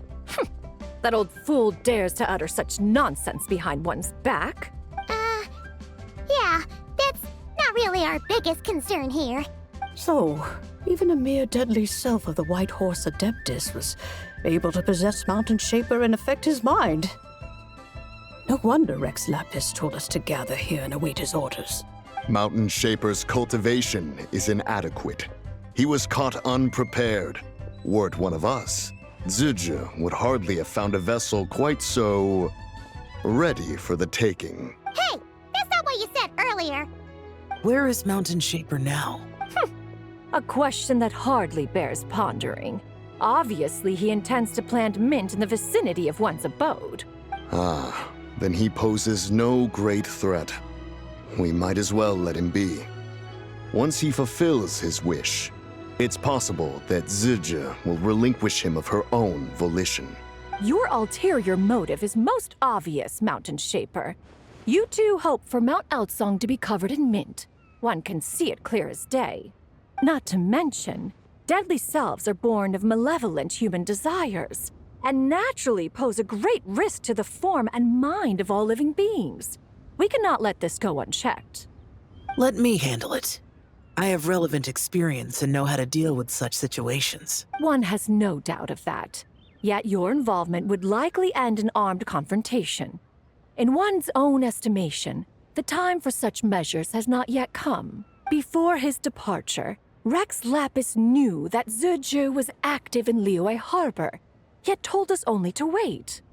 It would seem, then, that Rex Lapis did not believe extreme measures were warranted here. Yes, this is quite a peculiar case. After all, Zizhu's possession does not seem to come with ill intent. It's more like she's guiding those she possesses to fulfill their own wishes. There is another matter of import, however. I sense tremendous resentment emanating from her. What could be its source to render her so unable to find peace? She was talking about the White Horse Adeptus memories, right? From what the Traveler said, it seemed like she was about to explode with rage. But why? With Rex Lapis away, if we wish to understand that which occurred in the past, we shall have to ask her directly. She also mentioned the Curse of Time. What could that be about? Perhaps erosion. Indeed. We are of the same mind. I heard that ancient clans in the mountains once regarded the White Horse Adeptus as the daughter of time. It seems there was some truth to that, after all. The Daughter of Time. Cursed by time? Time does not treat everyone equally. The longer you dwell in this world, the more it takes from you. Then what do we do? One has devised a solution. Based on what you have told us, it seems that Zizhu is in the habit of leaping to a different host when provoked. One's plan is for us to block all escape routes while you confront Mountain Shaper, forcing Zizhu to reveal herself. Then, if prior experience stands, she will have no choice but to possess you. However, not only are you able to sense it, you are also unaffected by the peculiar state of stasis. In other words, in that moment, you would have the chance to either subdue or persuade her. That is akin to walking straight into the lion's den. Allow me to go instead. Yeah! Isn't this plan a bit too risky? Why doesn't Paimon try first? After all, even if she got possessed, it's not like she would pose a danger to anyone. Paimon's wishes aren't all food-related, you know. One would not suggest this course of action if one had any such reservation. Time and again, the Traveler has proved immune to Zizhu's influence. Consider for a moment why that might be. Oh yeah! That's what the first deadly self told you, right? Perhaps your time in Nodcry left you with the blessing of the newborn moon goddess, Traveler. And this White Horse Adeptus clearly has a profound connection to the moon. Indeed. Indeed. I see. Have you other concerns, Conqueror of Demons? I was just trying to fathom why Rex Lapis left without explaining the situation in detail. But now I think I understand.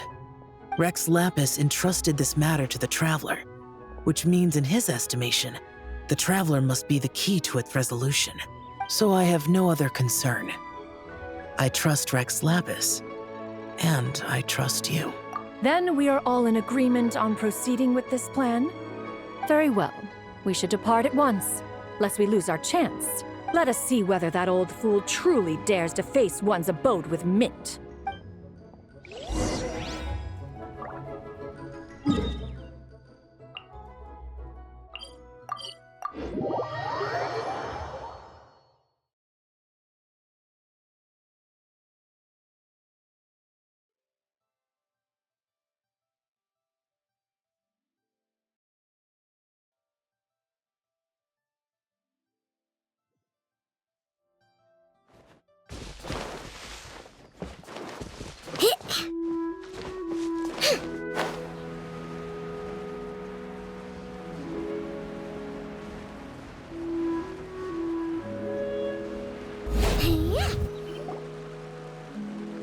1 mint, 2 mint, let us plant a whole slew of mint. Once I reach 10,000, Cloud Retainer's abode shall be Mount Outsong no more, but rather Mount Mint Song.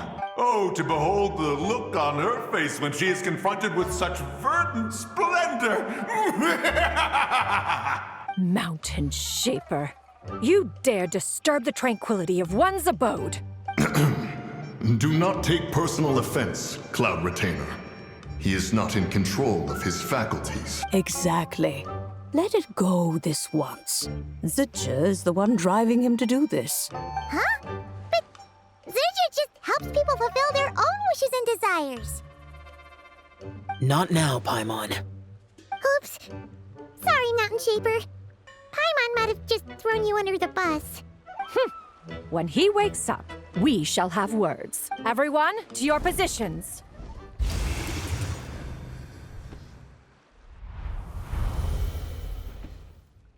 Be careful.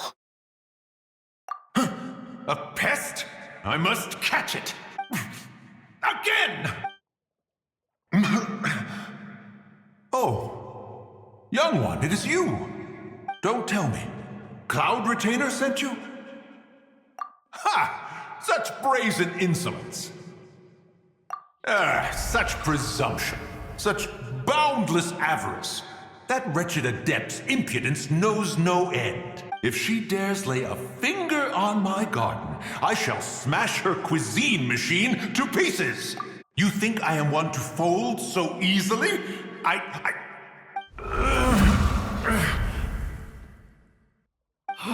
Insolent mortal! Time and again, you interfere in that which is beyond you. You make it exceedingly difficult to contain my rage. You have no conception of that which you seek. It is forbidden!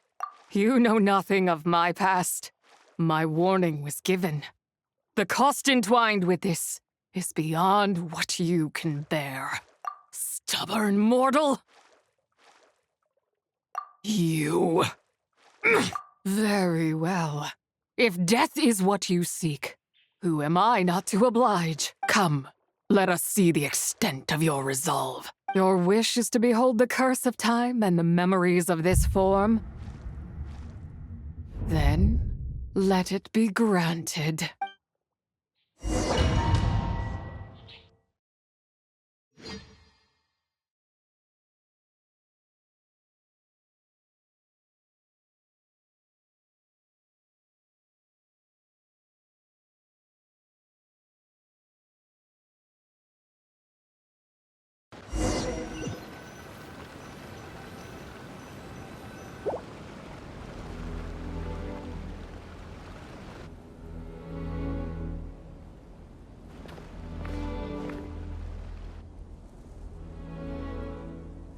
You who seek death, stand before me.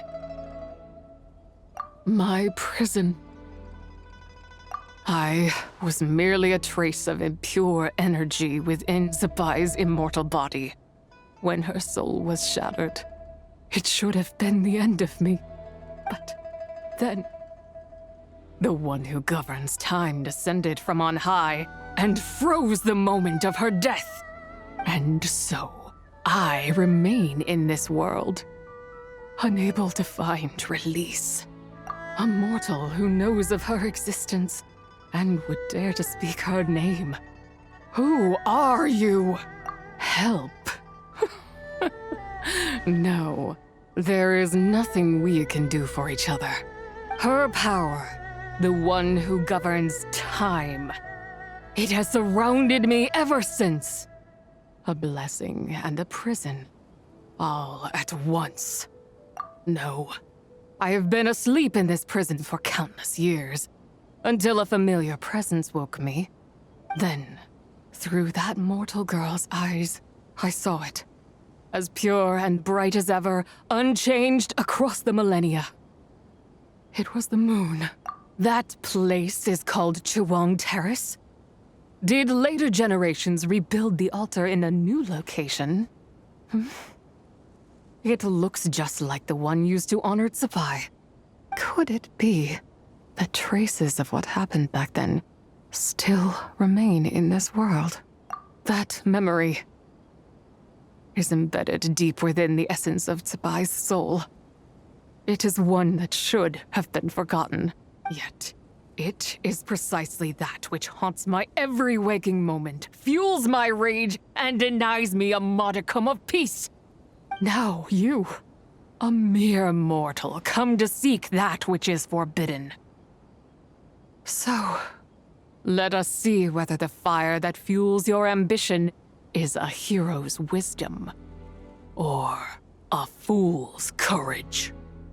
I shall relinquish control over this body's curse and let it devour everything within sight. Run as fast as you can, lest this prison become your grave. Look, it draws near. The river of time, come to sweep all into oblivion. A torrent of tears for the dead and departed. I shall wait for you at the end, mortal. Evade being swept up in its waters, and I will show you everything. Fail, and we shall sink into oblivion together.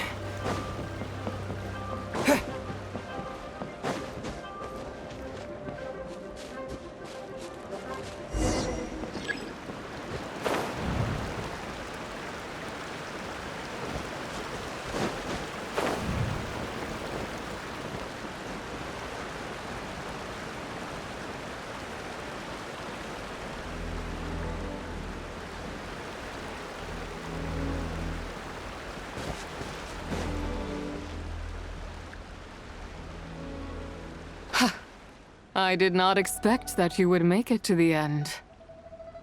Yes, it would seem even time cannot hold you back. In that case, perhaps this truth is one you can bear. Come, let your wish be granted.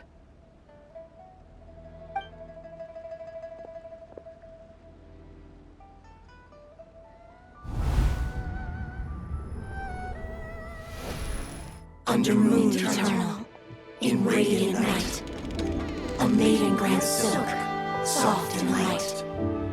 Under moon iridescent, in night divine, a maiden grants fiber for cloth so fine. Under moon of frost, in night so great, a maiden grants tools to divine our fate. What are Mom and Dad doing?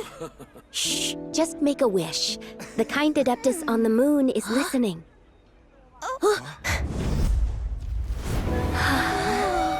Look, it's Lady Zibai.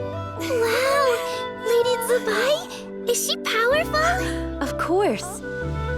She taught us how to grow grain and beans, millet and rice, how to peel hemp and reel silk, spin thread and weave cloth, how to cut stone and build houses, cast bronze and forge tools. According to Mom and Dad, the Adeptus Zibai is the god of soil and grain, who blesses our land and its crops. Huh? Lady Zibai's leaving? It's all right. We just have to wait till next year. She'll be back.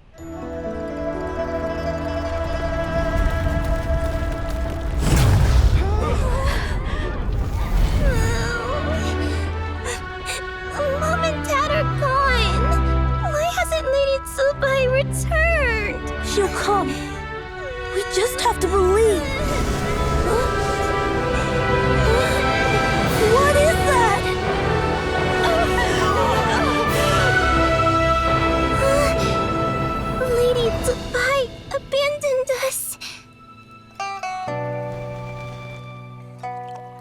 places tainted by the Abyss need to be purified.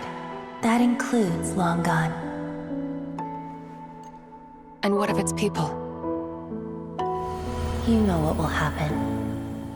You are but an emissary to the mortal realm. This is Heaven's will. There is no need for guilt, and no place for hope. I wouldn't dare. But the people of Langan honor me, worship me, pray to me. If I do not answer, the guilt will be too much to bear. And if you do, you will meet the same end. Then as their god, I shall die among them. Look!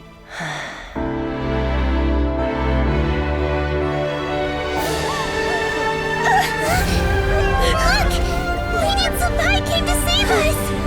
I knew she wouldn't abandon us! Run!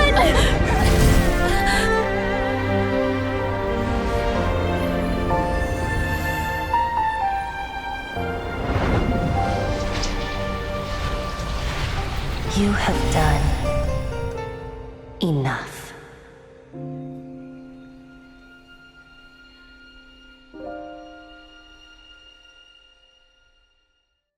Now you know the truth.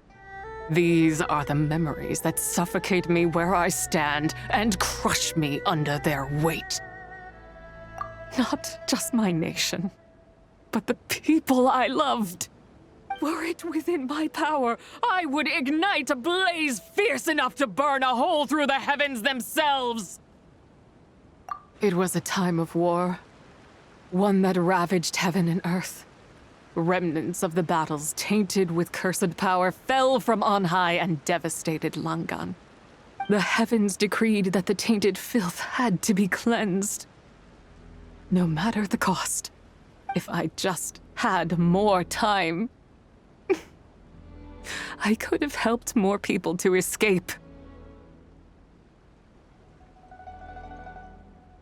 But it wasn't enough! I just needed a bit more, and they all could have survived.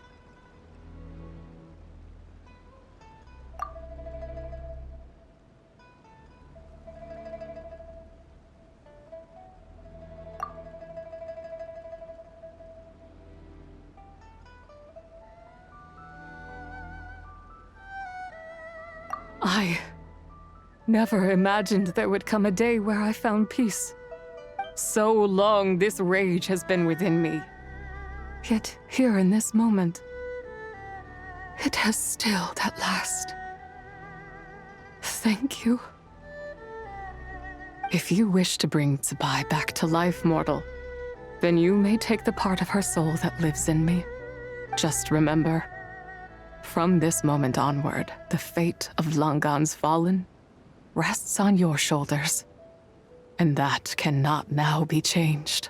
As I said before, I am but a remnant of Zibai's adeptal form, a manifestation of her wrath that was not meant to linger in this world. By taking away this fragment of her soul, you take away my shackles as well. So, let it be done.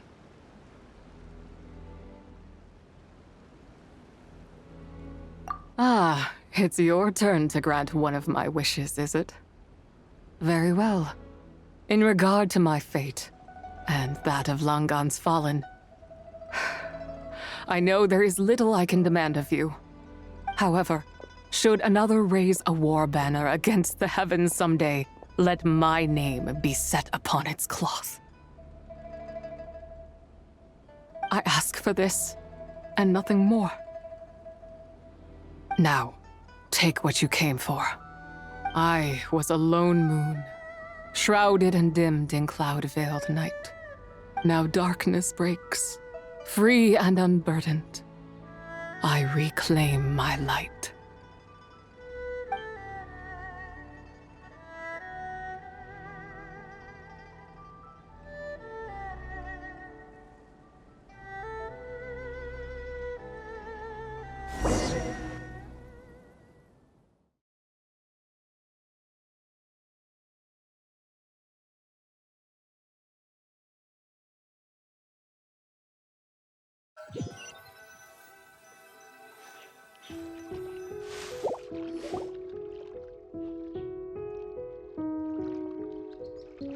You think I am one to fold so easily?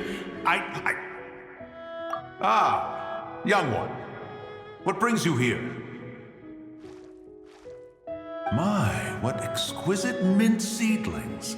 Was it you who planted them? I had not taken you for one so versed in the horticultural arts. I must insist that you visit Mount Hulao. There is much we could learn from one another. Ah, but this is Cloud Retainer's abode. She does not appreciate the verdant wonder that is mint. We should leave at once. If she sees us here, there is little I can do to protect you. You weren't? Was it Mooncarver then? My, what nerve he has. What? Looks like Mountain Shaper is back to normal. Has the matter with Zizhi been resolved then? Wow, that was fast. That took, what, like a second? A second to us, perhaps. But for the Traveler, I imagine it felt much longer than that. One's plan was most successful then. And you're all right, Traveler. You don't feel strange in any way? Well, sounds like good news all around. I'm glad this matter is resolved. What is this matter you speak of? The possession of that mortal child? The matter of Zizhi may have been resolved, but there is another that is far from over. The mint you planted around my abode. Perhaps you have a moment to spare for a little chat, Mountain Shaper.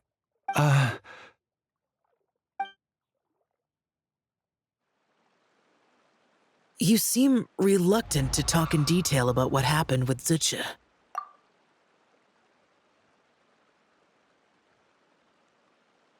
Don't worry. I won't ask you to reveal her secrets to me. And I doubt the other Adepti will either. Huh? You don't want to know what happened? The expression on your face. I know it well, Traveler. It's one I've seen Rex Lapis wear on many occasions. Whatever you learned, it must be too heavy to share. But you're okay, right, Traveler? That deadly self didn't hurt you, did she? Well, as long as you're not hurt, Paimon doesn't need to know anything else. Even so, I hope you feel like you can entrust me with it. If I learned anything from our time together, it's that one should not have to shoulder such a weight alone. Not to mention that certain knowledge brings danger in its wake. I would never want you to feel forced to be the sole keeper of such secrets. Yeah, kind of like how one person can't finish a whole slime, you know? Better to grab a bunch of friends and get it all together.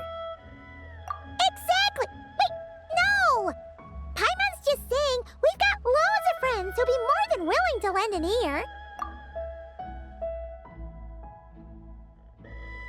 I never knew there was such a tragic chapter in the ancient past of this land.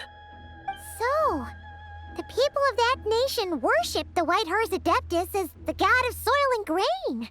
It would seem, then, that Rex Lapis had a similar reason for withholding the details of his recent trip. I've often wondered if he had companions to stand by him before we met. Or if he was forced to face things alone. Regardless, Lantern Rite takes place in 2 days. Let's meet back up again there. If there's no news of Rex Lapis by then, we'll have to come up with a plan. Fingers crossed it all goes well.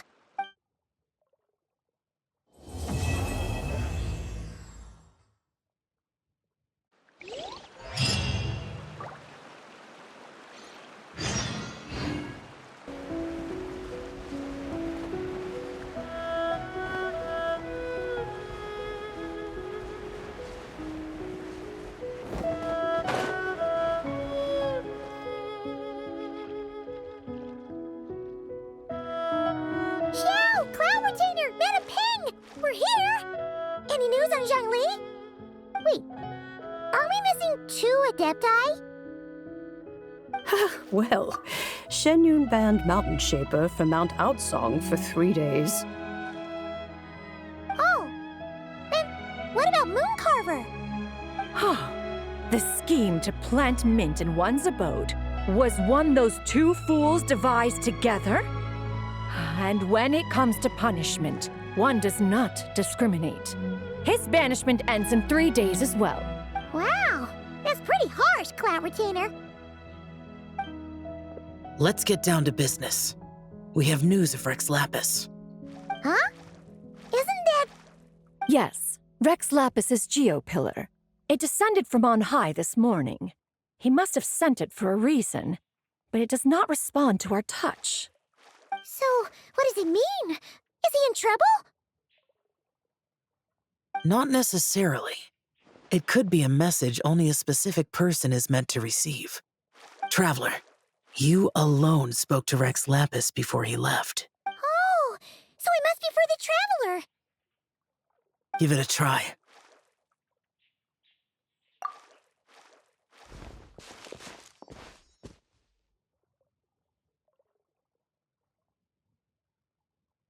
Come to the spring on Mount Qingse. I have left an entrance for you.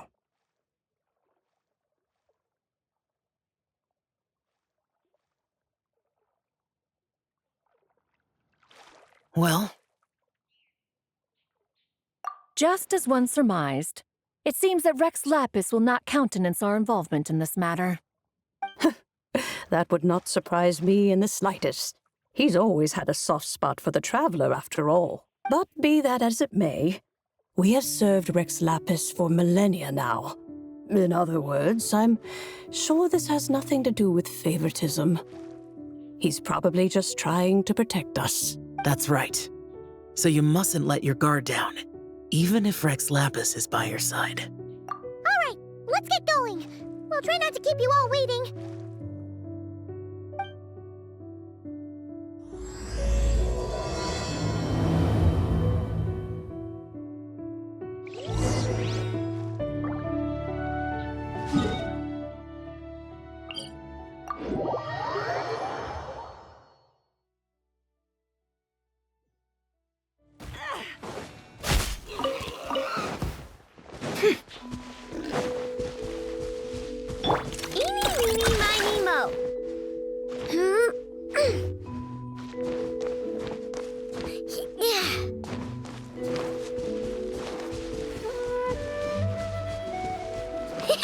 Keep your eyes peeled. It should be around here somewhere. Another test subject. Chew on this.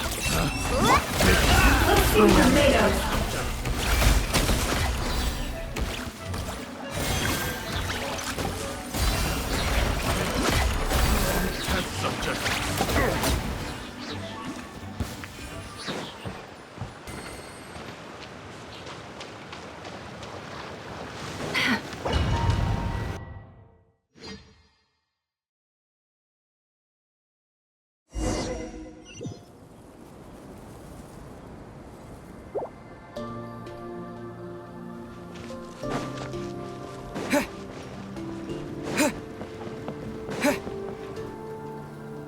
Who could have imagined that the once mighty Geo Archon might end up so, sitting on a humble stool in the woods, quietly weaving moon lanterns? You really do look like an old man now. This is a Shao lantern, not a moon lantern. In ages past, when the gods waged war and the world was in turmoil, these lanterns were lit to guide fallen warriors back to their homes. Had you tarried in the mortal realm for but a little while longer, you might have become quite accustomed to them. Even so, it bears such a striking resemblance to the moon lanterns they used to offer up to the heavens. Could this truly be mere coincidence? Perhaps in some sense it is, yet in another, it isn't. For instance, who is to say that some of Langan's magnificent jade did not become part of the very foundations upon which Liyue Harbor now stands? It is conceivable that this ritual was transmitted in such a manner too. Now, let's not let ourselves get carried away. For all its splendor, do not forget that, in the end, even Langan could not escape its heaven-sent fate. Alas, it is just a pity that the little creatures of this world may never again lift their eyes to the moon, even should misfortune befall them. But you, Geo-Lord, now that you rule this realm, why take the trouble, not to mention the risk, to visit one who bears such profound guilt as I? Are you not afraid that you might be sullied by the curse of time that was laid upon me? There is no risk to speak of.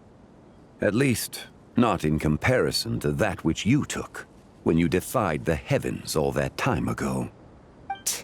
As I have stated, time and again, it was not I who defied the heavens. Geo-Lord, the ancient affairs of Langan have nothing to do with me. For I am but one of her deadly selves, severed before her demise. My name is not Zibai, but Zichao. Surely you did not take us for one and the same solely on the basis that we may all assume the form of white horses? Sorry to break it to you, but you seem to have found yourself the wrong white horse. Anyway, do tell me, what urgent matter brings you here? Very well, then. I have come to ask for Zibai's shade. Oh? So, the Geo-Lord has set his sights upon Zibai's human soul. And what is it that you intend to do with it? The world outside is changing. With the new moon's birth, the confines of the Shadow Moon are gradually disintegrating. In other words, the heavenly soul is set to return. Consequently, strange phenomena have manifested within Langan's former domain, leading to the earthly soul's reappearance as well. The last of the trio, the human soul, is in your possession. Most intriguing. My intention is to gather all three together, so that an old friend may finally make her return. I must admit, it seems that some remarkable affairs are coming to pass in the outside world. Yet there is one thing you seem to have overlooked, Lord of Geo. Back in the day, it was you that freed me from that painting. And afterwards, I took up arms in your name. Together we first subdued Chenyu Vale, then brought peace to Mount Qingse. It was for this cause that the contract between us was made. But now that the debt has been repaid, what cause have you to expect my aid? Zibai and I have long been friends. Given not only that you were manifested from a corrupt desire within her divine form, but that you also possess a fragment of her soul, how can you purport to be the wrong white horse? I think you'll find that we are now as separate and distinct as any two beings ever were. What once shone with radiant purity has long become dust. What you see is no longer what it was. Oh, great Lord of Geo, should this still be unclear to you, I bid you take your leave. It seems that the fault lies in my own lack of consideration. As you wish. I shall let this matter rest. Wait! One moment, if you will. Should this not be your opportunity to propose a new contract? The part where you make me an offer I simply couldn't refuse? Even those puny mortals know how to haggle when striking their bargains. Should you, the famed god of contracts, not likewise strive for success through negotiation? Come now, enough with the posturing. It's time to name your price. Very well. I had, in truth, prepared a new contract for your consideration. I knew you would not come before me unprepared. Yet, you should know that I want for nothing, for I live in the mountains, carefree and untroubled. Occasionally, I even find sport in teasing the mortals who stumble into my presence. Then why persist in telling them those ancient stories? I speak of what transpired before the sky collapsed and the earth sank into itself. That is merely my way of passing the time. And what of it? Would any believe, much less remember, the ramblings of a mountain hermit? Those tales have long since spread throughout the mortal realm. Who? Should my words prove insufficient, I invite you to see the world for yourself. To this end, I have found you a pair of trusty guides. The Lantern Rite is presently underway in Liyue, and should prove quite intriguing for you. So this, then, is the contract you have prepared for me? Indeed it is. Think of it as a contract for a one-day festive excursion. Surely you do not hope to offer this in exchange for Zibai's shade. The foundation of my very existence for a little excursion seems a little steep, wouldn't you say? Why not see for yourself? You can always decide afterwards. The final determination, of course, shall rest with you. Is that so? Then perhaps this deal might not be entirely off the table after all. Where then are these guides of which you speak? Hey, it's Zhongli! Oh, we've been looking for you everywhere. We thought you might have gone missing. You're here. So these are my guides. Well, well. They certainly look the part, I'll give you that. Guides? Oh, you poor innocent little creatures. The benevolent Lord of Geo has sold you to me, which means that for the rest of this day, you belong to me. Sold us to you? Just what have you gotten us into, Zhongli? The situation is not quite as dire as that would sound. I ask only that you accompany my Adeptus friend on a tour of Liyue.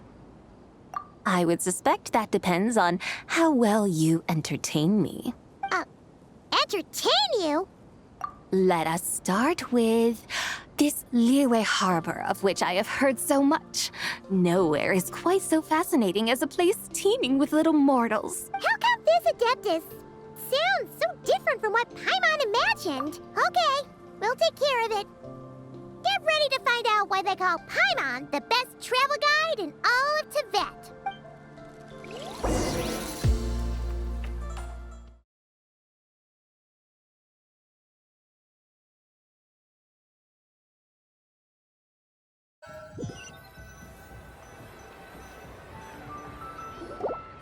Look!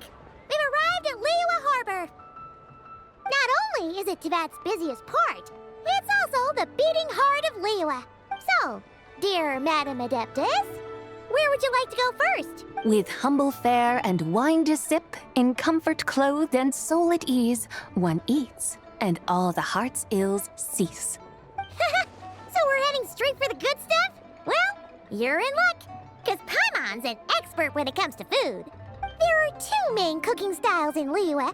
Li cuisine, which is all about mountain delicacies, and Yue cuisine, which is centered on seafood. The most famous restaurants are Liuli Pavilion and Xinyue Kiosk. Oh, now Paimon's starting to drool. Guess our only option is to go try them both. 2 meals back to back. Both sound like excellent options to me. Are these the kind of establishments that most people might visit on a regular basis? Not exactly. Both Li cuisine and Yue cuisine are known for their pricey ingredients. Definitely not what you'd call the budget options. But don't you worry about that. Just think of it as Zhongli's little treat. Come on! Aren't you supposed to be pals with Hu Tao? I'm unsure we can afford to spend a little more of her mora at least. Hey! All Paimon wants is to provide our Adeptus with the best possible experience here. Don't you want that too? Both certainly sound like worthy choices. Just now, though, I happened to see a porter pass this way. Where might individuals like him go to eat? A hungry porter, huh? Oh! Paimon knows just the place! Yep. Nothing fancy schmancy there. Just tasty dishes made with simple ingredients in a variety of different styles. Most importantly, it's great value for money, too. No wonder everyone loves it, huh? Oh, and the owner happens to be a good friend of ours, too. One mean restaurant. Yes, even the name itself feels lively and down to earth. All right, let's make it our first stop. Yippee! That's a great choice, too. Alrighty, Let's head over there right away! Paimon can't wait to dig in! Wamin Restaurant, here we come!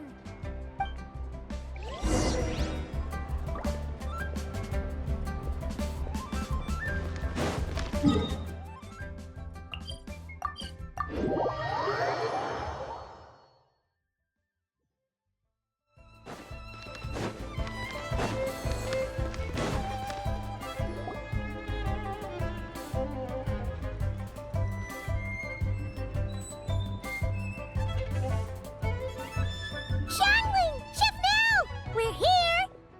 Oh, hello there. What a surprise to see you two. Welcome, welcome. Hey there, Traveler and Paimon! We're a little busy today, so grab a table while you still can. But I don't think I've met this lady before. Is she a new friend? You could say that. Oh, I see. Well, hey there. A friend of the Traveler's a friend of mine, too. Don't worry, we'll take good care of you. Just order whatever you want, it's on the house. By the way, I'm Xiangling. I cook here at Wanmin Restaurant. What's your name? Miss Xiangling, have you ever heard of the White Horse Adeptus? Of course. What about her? I am her, and she is me. Huh? You mean you're an Adeptus? Oh, you younguns cracked me up. Come on, Xiangling. You've got to keep up with the times. Haven't you heard of cosplay? It's like a role-playing game where you dress up as famous characters and pretend to be them. Seriously, it's all the rage, and it looks like this young lady is quite the expert.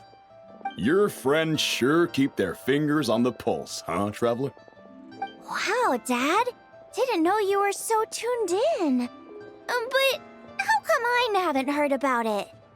You gotta listen to our customers. Didn't I tell you to spend less time chasing after wild vegetables and more time making friends?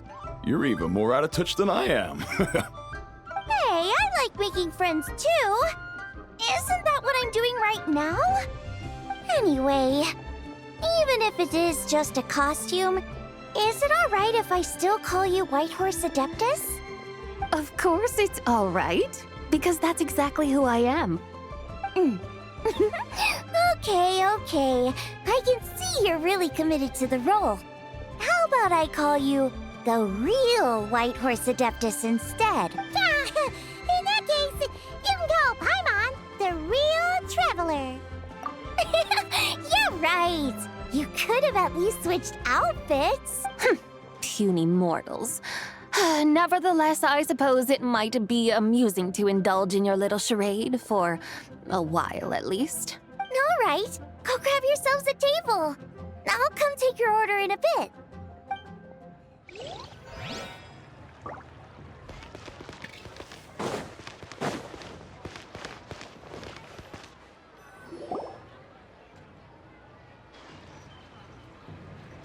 Hello. May I ask if Miss Xiangling and Chef Mao are here? Yeah, they're just over there. Wait a sec. So, what would you like to... You're...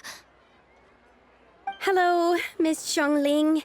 It's me, Lu Xiangxiang, the one who broke some stuff here at your restaurant a few days ago. I just wanted you to know how sorry I am. I honestly don't know what came over me. Please forgive me.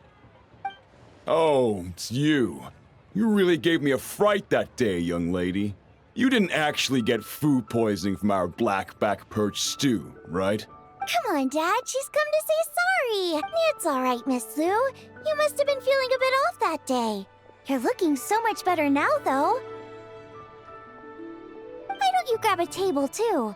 This one's on the house. No, I couldn't possibly. Hey, it's totally okay. We all feel under the weather sometimes, especially when we're away from home. Go on, find yourself a... yikes. Looks like all the tables are taken. Wanna come sit with us? We've got an extra seat over here. Thanks, guys. So what would you like to eat today? Feel free to order anything you like. I should very much like to sample your renowned poisonous blackback perch stew. It wasn't poisoned. That was all on me. So that's one portion of blackback perch stew. How about you guys? Paimon wants... Sure thing. Looks like Paimon's having trouble making up her mind. Anyway, I guarantee you'll love it. Let me think. Well, since the blackback perch stew is on the spicier side, I guess it makes sense to balance it out with a serving of stir-fried shrimp. And since it's Lantern Rite season, you better try out the triple-layered consomme and come and get it too! Those are our seasonal specialties. As for the carbs, since we've got a full table, how about some right at home? Along with our special chili mince cornbread buns. Trust me, you won't be disappointed. Then for dessert, I'll whip you up some Lucky Snow Delight. I just came up with it a few days ago, and I can't wait for you to try it. Wow! Sounds like quite the feast! Looks like Paimon's in luck today! Am I the only one who thinks that's way too much? Not at all. Don't worry, I know what I'm doing. And to top it all off, our star dish, Adeptus Temptation. You should know that we don't often serve this here at Wanmin Restaurant. But since this is my first time cooking for the White Horse Adeptus, I'm pulling out all the stops. Okie dokie, just sit back and relax. I'll have your dishes out in no time. Hold on. Did I just hear Miss Xiangling mention the White Horse Adeptus? You did indeed. And you're looking right at her. That's a joke, by the way. She's cosplaying. Oh, I see. Phew, almost believed you there for a moment. Tell me, little one, what business might you have with the White Horse Adeptus? It's a long story. Basically, a while back, I took part in an archaeological dig over at the chasm. While we were there, we discovered a number of relics. Our findings show that they date back to the era of Long Gone, an ancient nation whose people are said to have been the ancestors of some of the modern-day inhabitants of Chenyu Vale. And why might such matters concern the White Horse Adeptus? Because some of those relics not only seem to contain textual references to her, but even depictions of what she looked like. There have long been legends claiming that the White Horse Adeptus was a deity of that era, but there are plenty of other theories out there too. If I could just locate some more detailed records, I'm sure we'd be able to find out so much more. So you're into history? Well, to tell you the truth, I actually joined the archaeological team by sheer accident. But once I'd started down this path, I knew that I wanted to make something of myself. Recently, though, things seem to have taken a turn for the worse. I still can't believe I caused such a mess and even ended up hurting someone. Oh, so you're considering becoming a martial artist now instead? No, I mean, they weren't seriously hurt. It was just a few scratches, and they let it go after my mother compensated them. Either way, my career's pretty much over. And even though both the victim and the Ministry of Civil Affairs say they won't be pursuing the matter any further, my father says he's going to punish me according to our family rules. Family rules? Yeah, he's decided to ground me. I'll have to return to Chaoying Village after Lantern Rite, and goodness knows when I'll be allowed to leave again. Wow, that's harsh. Sounds like the kind of thing only rich, super traditional parents would do. We're not exactly rich, though. All we own are a few tea fields in Chaoying Village and a guest house in Liyue Harbor. A guest house? It isn't Baiju Guest House by any chance? Yep, he's my grandfather. So you've heard of the guest house before? Small world, huh? Come to think of it, didn't Boss Lu mention something about hoping that the White Horse Adeptus would show up and let her divine power be known? Sure, but Paimon's guessing this wasn't exactly what he had in mind. Little one, it sounds to me that your family is rather well off after all. What then drew you to archaeology? Why subject yourself to such unnecessary hardships? Even if I stayed at home, there's no guarantee I'd lead a nice, easy life. Just look at my father. Recently, my grandfather put him in charge of the guest house, and he came up with a bunch of ideas right away, starting with changing its name. That didn't turn out well, though. My grandfather yelled at him for days, even calling him a bad son, and they still haven't let it go. Oh! Paimon thinks we might have heard about that too. Long story short, being dependent on others is never fun. You just end up being completely under their thumb. That's why I want to make it on my own out here, no matter how hard it is. After all, as the saying goes, to rise above others, one must endure the hardest of hardships. What's so funny about that? You poor, innocent little creatures never fail to amuse me. To think you would endure all manner of hardships in your brief time on this mortal plane, and all that merely to rise above others. I would have thought that the wiser path would be to simply roam this world as I do. Huh? Tell me, what is it that you truly delight in? Archaeology? Martial arts? Tea planting? Or perhaps the keeping of a guest house? What I delight? Yes! Surely there must be something you don't find quite so exhausting. Whatever delights you should not feel like a burden. But do things like that really exist? Of course!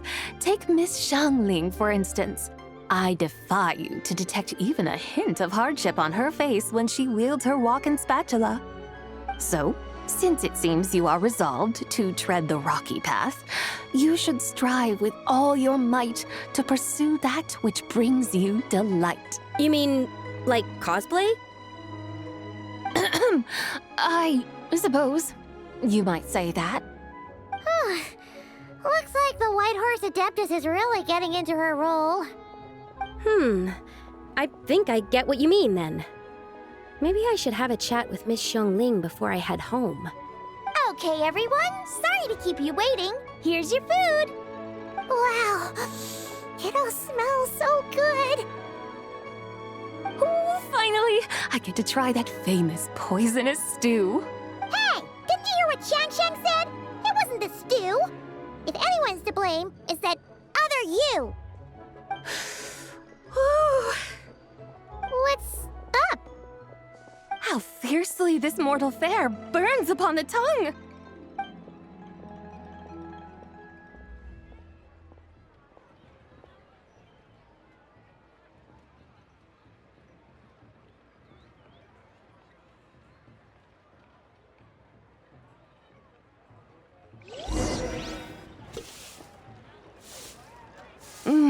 Most satisfying as poisonous stews go. So, where to now? Time, I think, to seek out some diversion? Oh, there's plenty of entertainment options in Liyue. Paimon will tell you that. The locals like to drink tea, walk their pets, play chess, watch operas, attend storytelling performances. Storytelling performances? You know, like listening to people telling stories. They're usually based on old Liyue legends, just like their operas. Stuff like The Divine Damsel of Devastation, Through the Eyes of a Dragon, or The Sanctification of Tao Do. What about the story of the bright moon that sits in the sky above us? Paimon doesn't think she's heard that one. Still, the moon does come up quite a lot. It's even in the name itself.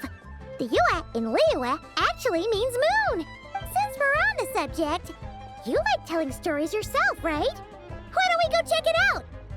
In that case, I'll have to trouble the two of you to lead the way.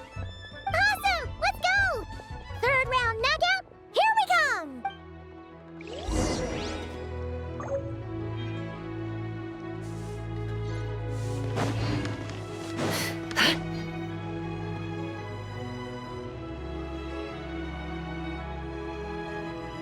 What a tongue twister! I'd have made a complete fool of myself if I tried to say it on stage without practicing it first. Huh! Call yourself Iron Tongue, Tien. Wobbly Tongue, Tien, more like. I used to have that problem a lot. But if you just take your time to grasp the meaning and commit it to memory, you'll be able to say it smoothly in no time. You're right, Miss Yoon. I'll give it another try. Hey, Yunchin! Fancy seeing you here! What are you two talking about? Ah, Traveler and Paimon, we meet again. And who, may I ask, is this? You may call me the White Horse Adeptus. The White Horse Adeptus? She's not really an Adeptus. I see. Well, it certainly looks like a lot of fun. Oh, funny you mention it. This type of thing is actually something I'm quite familiar with. Once, to perform Through the Eyes of a Dragon, I decided to imagine that I was Rex Lapis himself. It was the only way to truly inhabit his mindset and understand his resolve to quell those demons. Sounds like you just wanted an excuse to feel all big and powerful. Hey, you just don't understand how inspiration works. You're one to talk. Paimon's traveled all over with the Traveler, and she's seen things that would make your jaw drop. All right, then. Since you claim to be so knowledgeable, why don't you prove it by reciting an ancient poem? An ancient poem? Which one? Ha! See? You mean to tell me you've never even heard of the ancient poem called An Ancient Poem? What kind of a title is that? Quit teasing, Paimon. We only just found out about that ourselves. He's talking about the writing on those ancient relics. When we first saw it, we couldn't figure out what it all meant. So in the meantime, we decided to just refer to it as an ancient poem. However, thanks to the painstaking work of the scholars who were tasked with decoding it, it seems like that's exactly what it was. Or rather, an ode offered in veneration of the moon and the White Horse Adeptus. Oh, yeah! Didn't Kuching mention that before? It's got something to do with Longon, right? That is correct.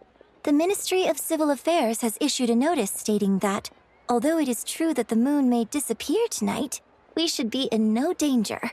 In other words, there's nothing to fear. But if you're worried, we can always take a leaf from the Book of the Ancients.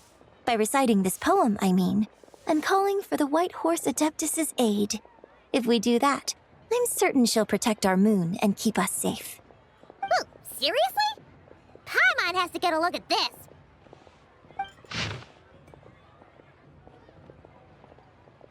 Under moon eternal, in radiant night, a maiden grants silk, soft and light? What in Tibet's that supposed to mean? Under moon iridescent, in night divine, blah blah blah, something cloth so fine. Something about fields being plowed, something else about seeds being sown from the earth. Seriously? What is this? The fields are plowed, the seeds are sown, and from the earth, life is grown. Whoa! You did that without even looking! Bravo! Bravo! We have an expert in our midst. Looks like this young lady really does know her role inside out. If I didn't know any better, I'd have taken her for the real deal. That's because I am the real deal. That's the spirit. This is exactly the kind of mindset I was talking about. Behold, mortals, I am none other than the indomitable Rex Lapis himself. Kneel before my godly splendor. Believe me, young lady, I know exactly why you do it. Back in the day, I was just like you. I must say you are rather amusing as mortals go. Miss White Horse Adeptus, it is a great pleasure to make your acquaintance today. I have some questions regarding the poem, and I was wondering, perhaps, if you might be able to shed some light on it? You want me to explain the full meaning of its verses? Your guidance would be much appreciated. Fascinating. Tell me, Do all the people of Liyue still express such reverence for the ancient ways? Well, it's true that we hold a deep fondness for our history, but it is hardly our only pursuit. One of my good friends, for instance, is even more devoted to the modern Fontanian art of rock and roll. Exactly! And don't forget, great practitioners of the role-playing arts walk among us too. People like me and you, young lady. Yes. So rather than placing too much emphasis on our reverence for the ancient ways, it might be better to say that here in Liyue, 100 passions bloom, each with a voice of its own. I see. Then, I suppose it wouldn't do any harm for me to enlighten you. In truth, it is but a simple poem of blessings. Its meaning is this. As the eternal moon rises in the night sky, a maiden adorned with lustrous jade descends upon the earth. She blesses the kudzu vines and mulberry leaves so that they may be used to make coarse cloth that is nevertheless soft, light, and comfortable to wear. As the iridescent moon rises in the night sky, a maiden adorned with lustrous jade descends upon the earth. She blesses the kudzu vines and hemp so that they may be used to make fine, luxurious cloth.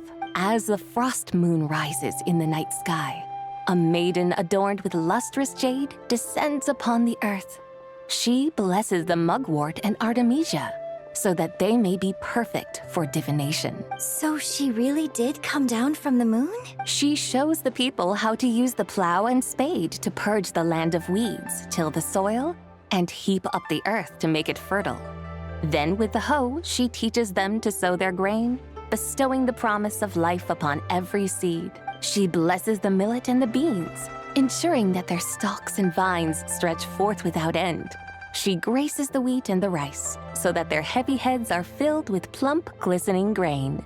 Sounds like she's a real pro at all this farming stuff. The fruits of the field are harvested and brewed into sacred wine for honored guests.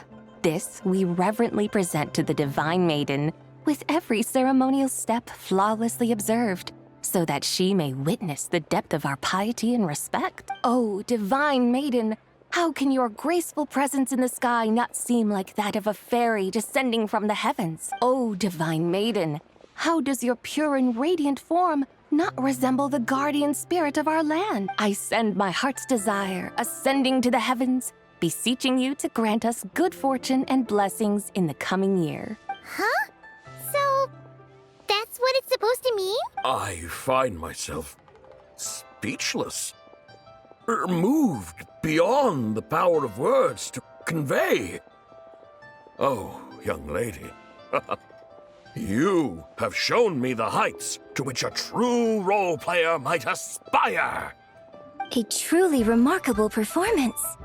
I did not anticipate that anyone could unravel this poem with such depth and clarity, and so soon after the Ministry of Civil Affairs noticed, too. I'd even begun to consider myself somewhat versed in the matter, but as they say, there's always someone more knowledgeable out there. Allow me to extend my thanks to you, Miss Whitehorse Adeptus. You are far too humble, young one. I must confess, it is I who have been surprised, not only by you, but also by this Liyue harbor of the present day. Ah, so you're not from Liyue. And what, may I ask, has surprised you about it? Oh, it's nothing really. Just some old memories scattered here and there. Very well, my guides. I suppose it is time we set forth on the next part of our excursion. I'd like to go see that wharf now. What say the two of you? No problem. We'll take you wherever you want. Oh, leaving so soon?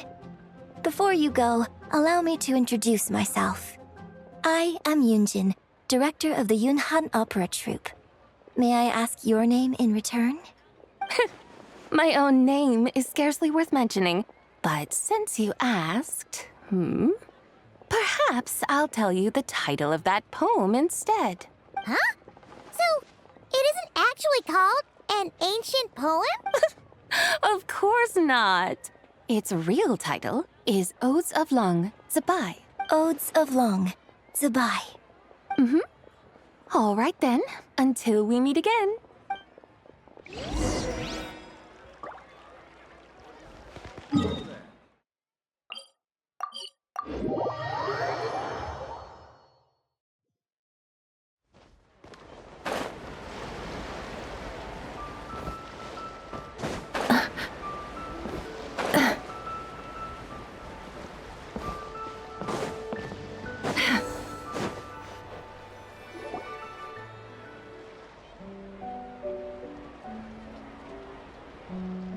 Ganyu! I almost forgot to mention.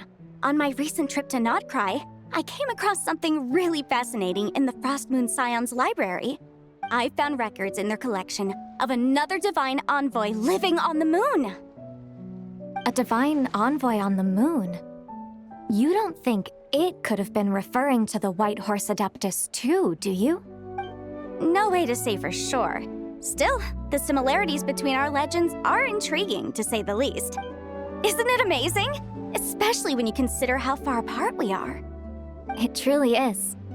We might live in different lands, but when we look up at the night sky, we all see the same moon and stars. Right? It's like we're all bound together, no matter where we are. When you think of it like that, it's almost as if our friends from other nations will be right here celebrating with us. Isn't that a wonderful thought? No wonder you were so excited to go see the giant lantern when you first got back. Sounds like you're a real fan of the White Horse Adeptus, huh? I guess you could say that. Just a pity she's so elusive. Even Granny's never met her, you know? Maybe she really is just a legend after all. Hey, Yanfei and Ganyu! Trust, Paimon. The White Horse Adeptus is as real can be. Huh? Oh, look! It's the Traveler and Paimon!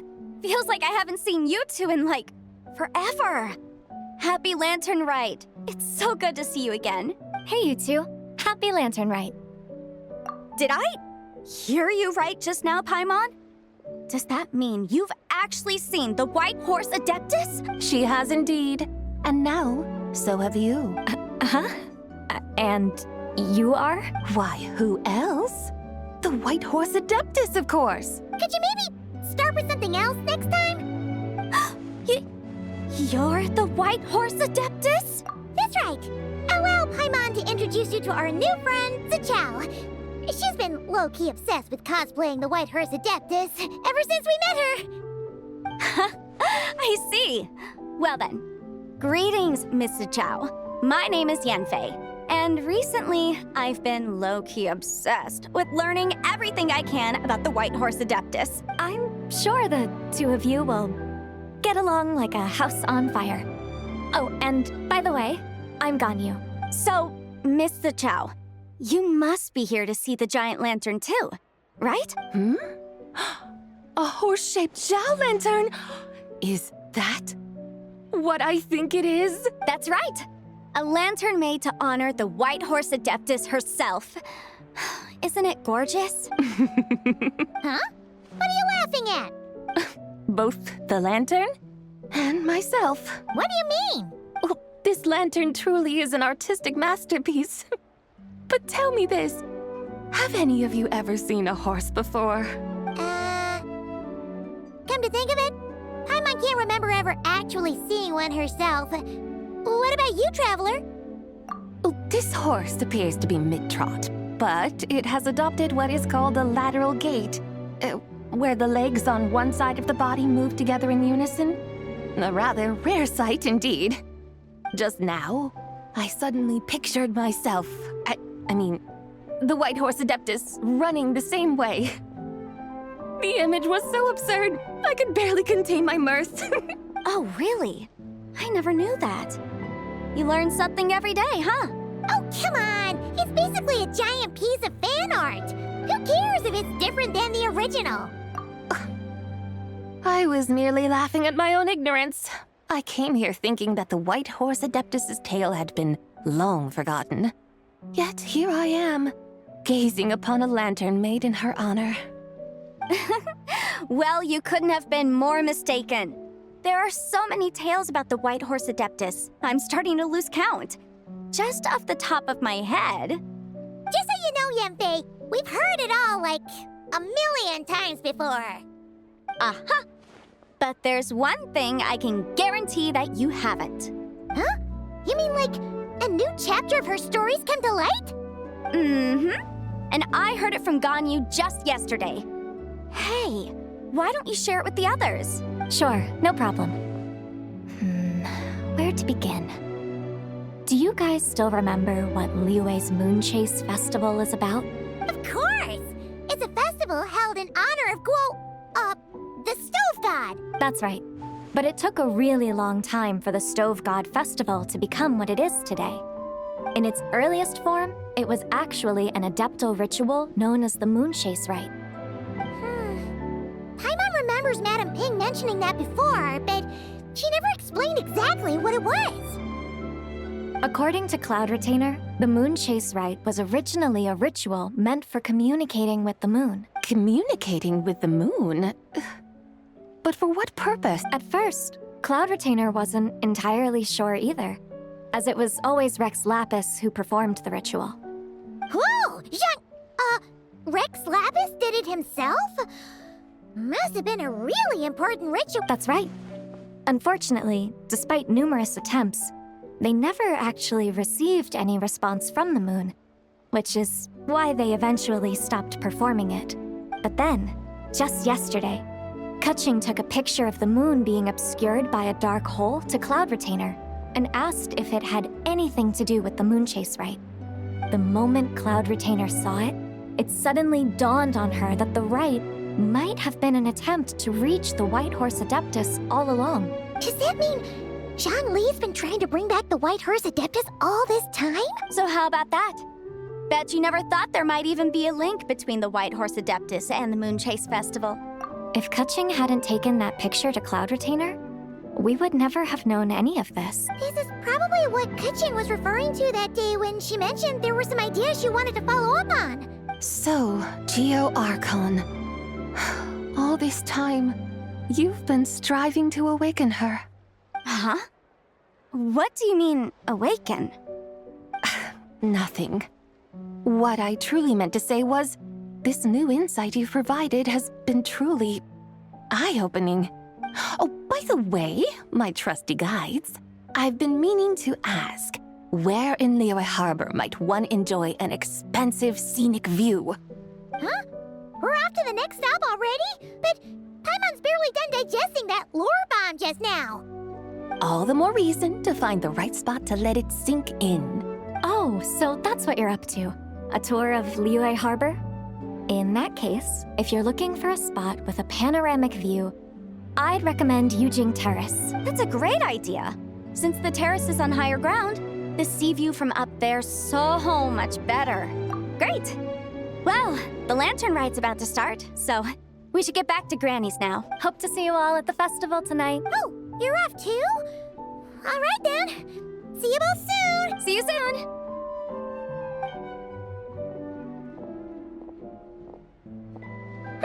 Very well, my guides. What are we waiting for? Okay, you're the boss. Yujing Terrace it is. After all, the customer's always right. Something else you needed to do? Oh, Paimon likes that idea. And what, may I ask, is a photo? It's this awesome invention that lets you record moments in the blink of an eye. Except, you've gotta try not to actually blink. Oh? What must I do in preparation then? Nothing. All you gotta do is choose a pose. The Traveler will handle everything else. Come on, let's give it a try. Look, we got a great picture. Paimon's gonna call it The White Horse Adeptus Meets the White Horse Adeptus in Liyue Harbor. Huh. They've even discovered a way to preserve moments in time. Now I truly am curious to witness what else these mortals might accomplish. Very well, let us proceed. Yujing Terrace lies in that direction, does it not? Hey, wait for us!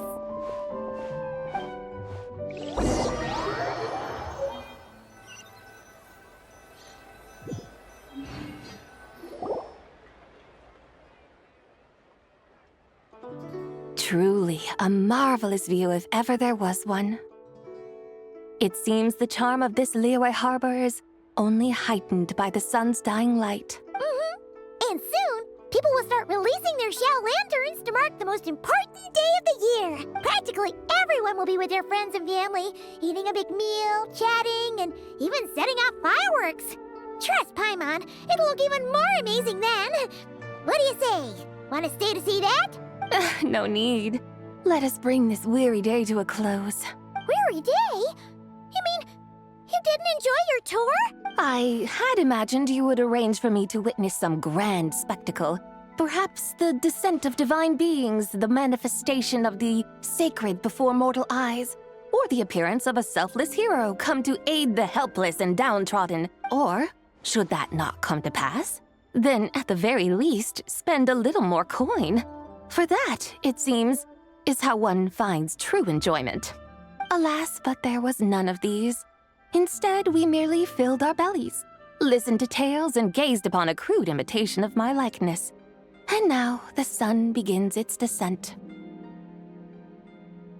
What a day of quiet tedium. Well, we're so sorry. If we'd known that was what you wanted, we'd have done it all differently. It's all that Zhang Li's fault for not making the customer's requirements clear. Well, it's too late now. Do you still believe I would part with that soul fragment, now so intertwined with my very being? But... I knew you were the more astute of the pair. Huh? You were just trying to scare Paimon?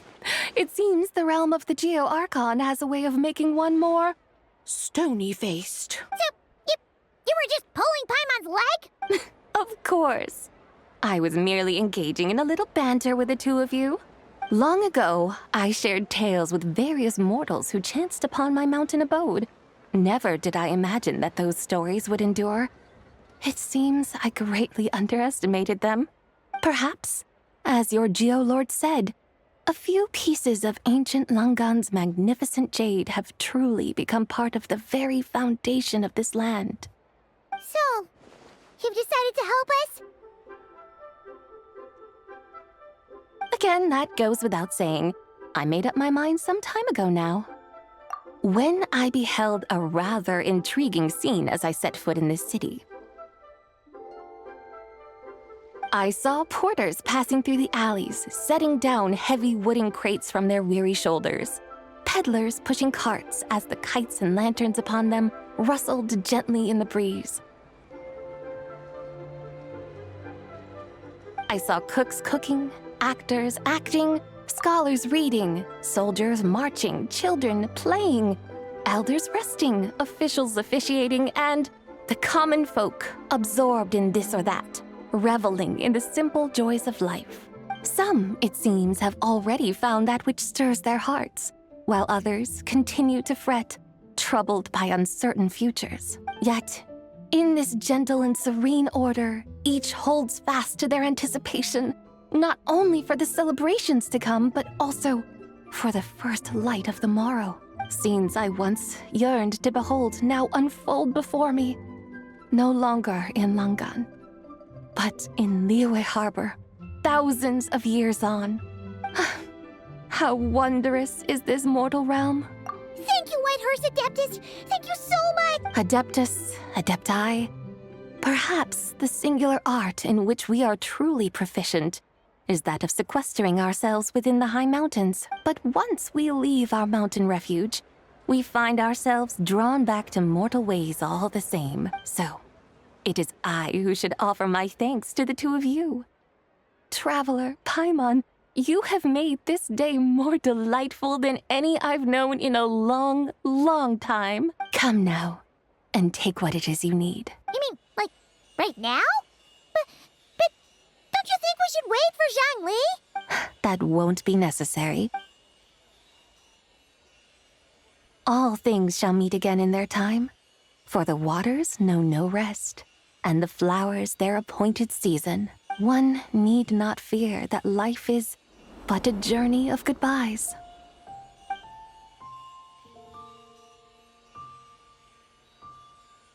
Is she gone?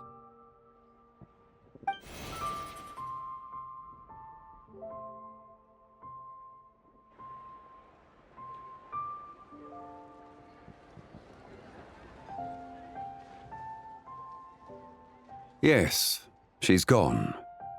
A deadly self is formed from the body's impure vapors, so naturally it cannot survive long in this world. Had it not been sustained by the remnant of Zibai's soul, it would have faded away a long time past. Now that the remnant is gone, it has severed its ties to the mortal world. Zhengli! When did you get here? A while ago. Paimon would have thought you'd at least want to say goodbye. Though mountains endure, the ceaseless waters will, at last, wear away their sharp edges. Thus must I meet the marks wrought upon her by the ruler of time with great caution. It may be goodbye for now, but someday we will meet again. Really? And when might that be? Who can say for sure? Years and years from now, perhaps. Or maybe tonight, at the Lantern Rite. Are you saying that if the White Horse Adeptus were to be resurrected, she'd still have the memories of the 3 deadly selves? That she'd still remember us? We will find out soon enough.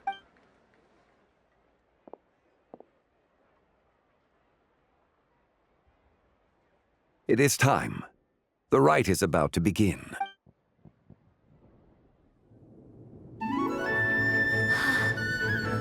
The rite is about to begin. Is the moon really gonna disappear? Got your lanterns ready, everyone? All set. Might be about time to put eyes to the sky. Wouldn't you say, Tianquan? Look!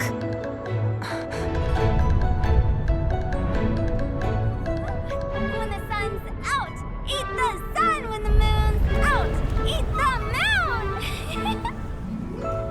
Whoa, is this the lunar eclipse?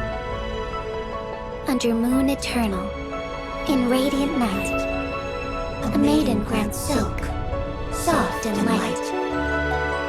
Under moon iridescent, in night divine, a maiden grants fiber for cloth For so you. fine. Under moon of frost, in night so great, a maiden grants tools to divine our fate. The fields are plowed, the seeds are sown, and from the earth, life is grown. The seedlings stretch, the crops do rise, and all unfolds before our eyes. Fruits are gathered, sweet wine is poured. These gifts we offer to our Lord. Pure as heaven, so fair and bright, she shines as light in this dark night. And with her does this, wish take flight.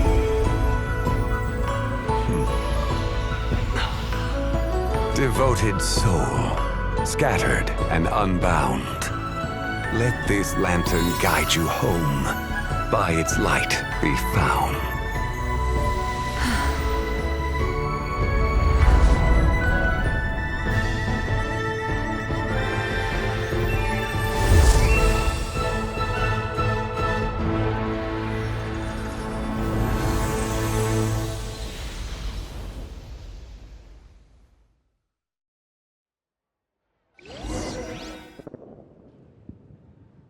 Did we do it? Do we finally get to meet the real White Horse Adeptus?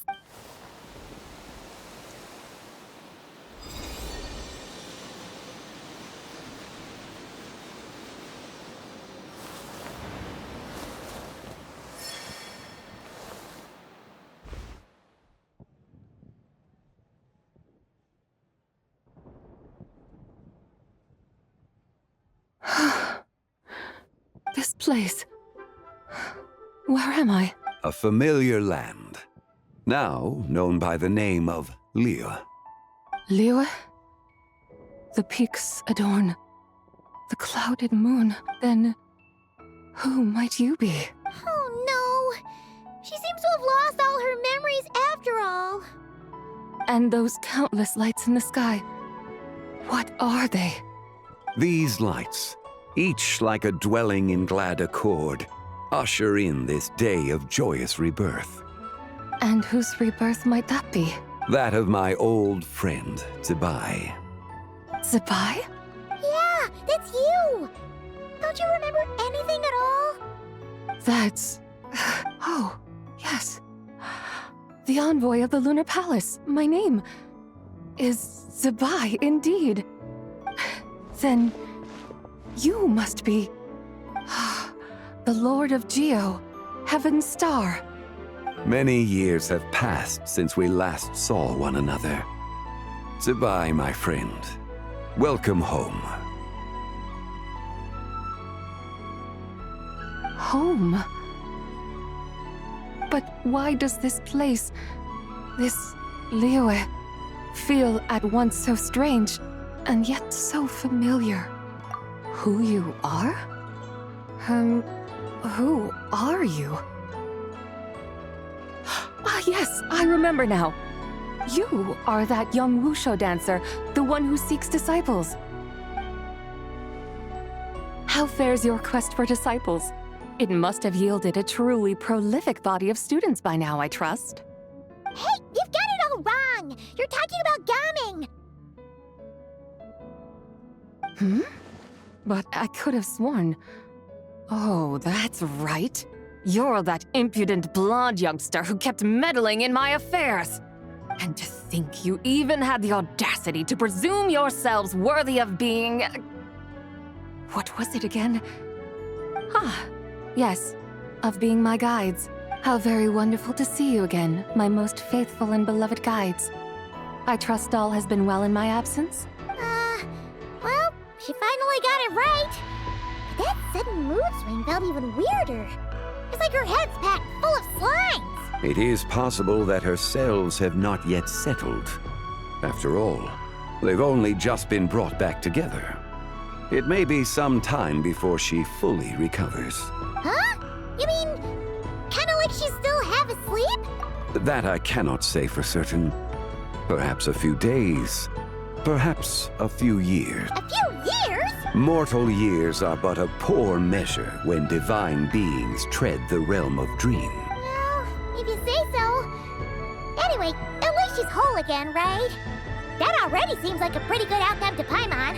Yes, there is little cause for worry. We need only wait and let time take its course. Say, what are those little creatures over there up to? Celebrating Lantern Rite, of course. And those lights up in the sky? Those are all Xiao lanterns. This year, each and every one of them carries a little wish inside. Lantern Rite. Then, may I join in too? Of course! Why else do you think we've been running around like headless chickens these past few days? Tell you what, Traveler, why don't we take the White Horse Adeptus out to celebrate? Who knows? Maybe seeing some familiar faces might help her find her feet? Hey, Zhangli! You've got some time on your hands now, right? Why don't you come along with us? By no means a bad idea, Paimon. Oh, and Zibai, before Paimon forgets, when we meet the others later, remember to wish them a happy Lantern Rite! Happy... Lantern Rite? Happy Lantern Rite! Yes! Happy Lantern Rite indeed. Well then, let's go!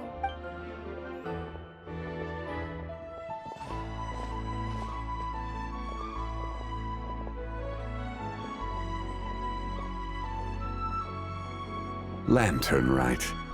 A night of joy, reunion, and moonlit blessings for all.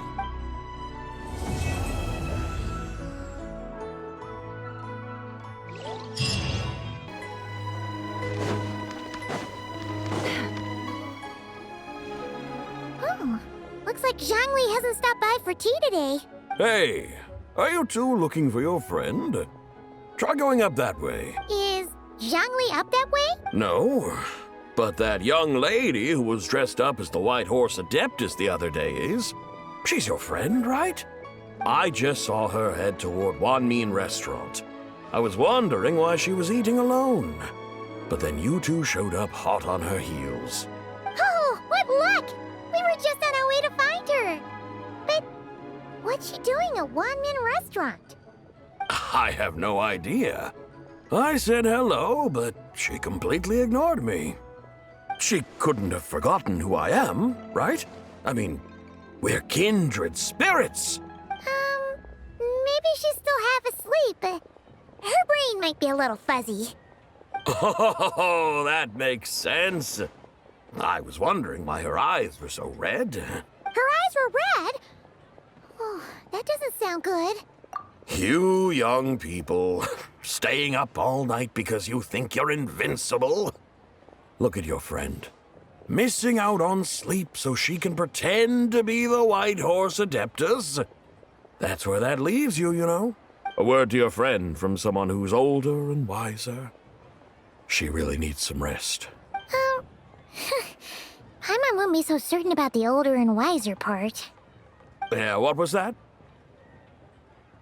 Hurry along, then.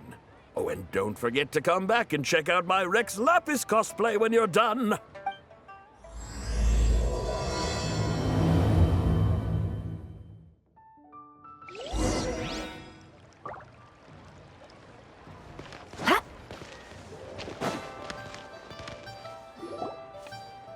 Where's the proprietor? Come out and see me at once! Xiangling and Chef Mao aren't here right now. What can I help you with? And who might you be? My name is Shenhe. I work here at Wanmin Restaurant. Shenhe. Shenhe. Are you that crane adeptus who loves planting mint? It's been a few days. Have you improved your gardening skills? Did you manage to cover the slopes with mint? Mint? I don't know anything about mint. But I am familiar with Qingshen and glaze lilies. Ha! Already casting mint from your mind. How can a practitioner of self-cultivation be so fickle, chasing after every new plant that catches their eye? I'm not sure I get what you mean. Are you delirious from hunger? Would you like something to eat? Shenhe! White Horse Zibai! So this is where everyone is! Traveler, Paimon. It's been a long time. Happy Lantern Rite. Is this customer a friend of yours? Don't mind her, Shenhe. She's just a little cranky because, she didn't sleep well last night and she's only just woken up. Look how red her eyes are. I see. In that case, Miss Zibai, I have a tonic here infused with Qingshen. It's cool and soothing when applied to the eyes. Would you like to try a few drops? Stop right there! Who are you two noisy children? Hey! Have you forgotten about us already? Guides. Yes, I seem to recall something about some guides. Ah, yes, now I remember. What luck! I was just looking for someone to show me the way to Elong Wharf. Huh. Is she starting to come around? Someone requested my help in purchasing some tea leaves. I was informed they have discounted prices during the festival and that I shall get a good deal there. Tea leaves? This sounds like Zhongli's doing. He sure knows how to get people running errands for him. Your friend Rex Zhongli initially requested the most expensive tea, but then a young lady in a hexagram hat mentioned he'd burned through the Wangsheng funeral parlor's yearly expenses at an exhibition a few days ago. As such, he is only permitted to buy items that are discounted this month. Oh, that's his boss, Hu Tao. It's about time she realized the problem and put a stop to his spending sprees. Oh, I see. So that's why you're here. Unfortunately, Wanmin Restaurant doesn't sell tea leaves. If you're truly in need, I could gather some wild tea from the mountain slopes. You don't sell tea leaves? But I remember your boss, Miss Lu, saying that she owns tea fields. You really should get some rest. The person you're talking about isn't the boss of Wanmin Restaurant. She's just like you. She came here to eat. Is that so? Life really is full of surprises. What surprises? Your brain really is as gooey as a pack of slimes. Paimon can't believe Zhongli entrusted you with going all the way to Yilong Wharf and buying tea. That would be excellent, my dutiful guides. Ah, yes, Miss Crane. I apologize profusely for my improper behavior just now. Please forgive me. I completely understand. Master often says that the human body is like a mechanism in need of regular maintenance. When a person cannot rest at night, they are sure to become irritable and on edge. Miss Crane, you appear reasoned and compassionate on the surface, yet I sense dark forces churning within your spiritual core. Those red ropes you wear are what bind them, am I correct? Oh. You can sense that? Indeed. I also sense that with your strength, you might try undoing one or two of those bonds when training. Untie Shen has ropes? Wouldn't that be risky? Though the use of red ropes to bind the soul is a wondrous technique, practitioners must eventually learn to break free from external aids and look within themselves for restraint. Master has told me similar things, but I am not ready yet. Your self-cultivation has progressed far enough. Then I will seek further guidance from my master. If you still have doubts, you can find me at the Baiju Guest House. I'll be taking up residence there for a while. For now, my dutiful guides, let us be off.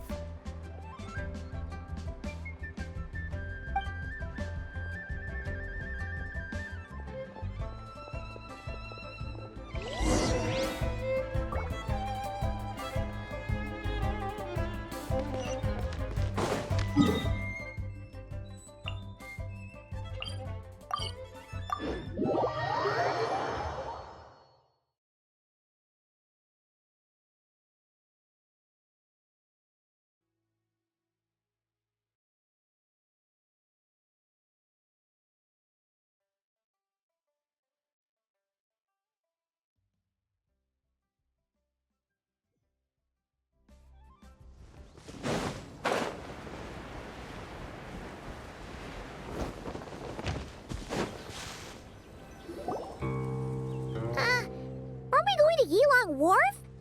How do we end up on this mountain? Is that small town over there not Yilong Wharf? I sense a familiar scent wafting through the air. You're right! Except for the smell part. Paimon doesn't smell anything. That is because this scent is the essence of jade, which can nourish the spirit. Oh, yeah! Chenyu Vale does have a lot of jade, but Paimon didn't think jade smelled like, you know, anything. Naturally. This has reminded me of something. And what's that? A few simple tricks for mastering one's power.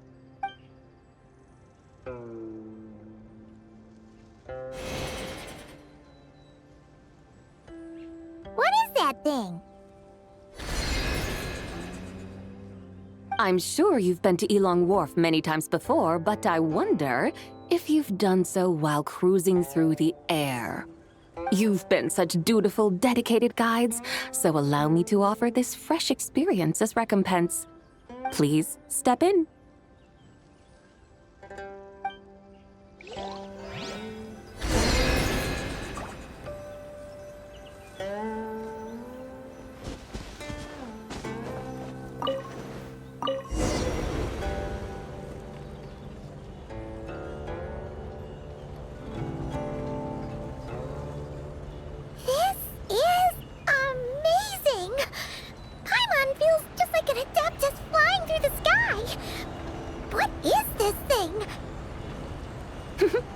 I created it from my memories of the chariot of the Lunar Palace.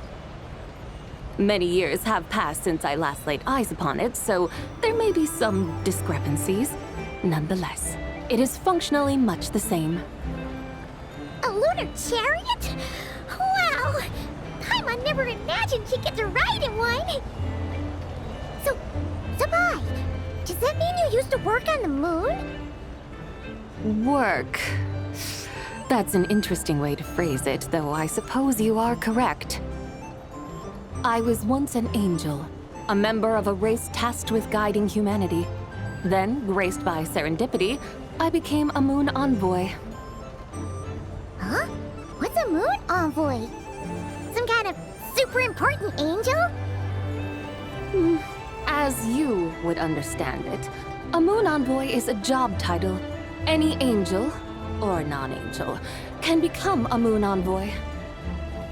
Does that mean you're not the only one? Of course not. Though my memories are still hazy, I vaguely remember some of my colleagues. There was one who liked to take on the form of an ibis. An ibis? Could it be... Can all Moon Envoys turn into animals? Does that mean Rauma could take that job? She can turn into a deer, and Moon Chanters are some sort of Luna Envoy anyway, right? Moon Chanter? I have no idea what those are. Oh, okay then.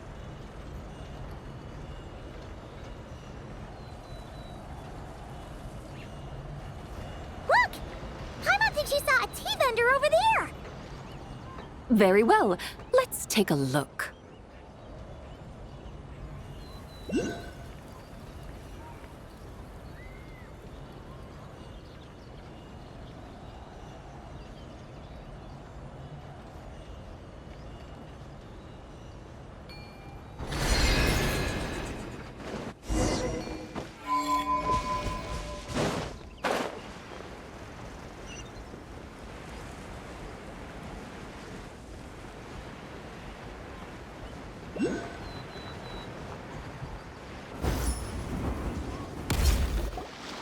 Welcome, please have a look around.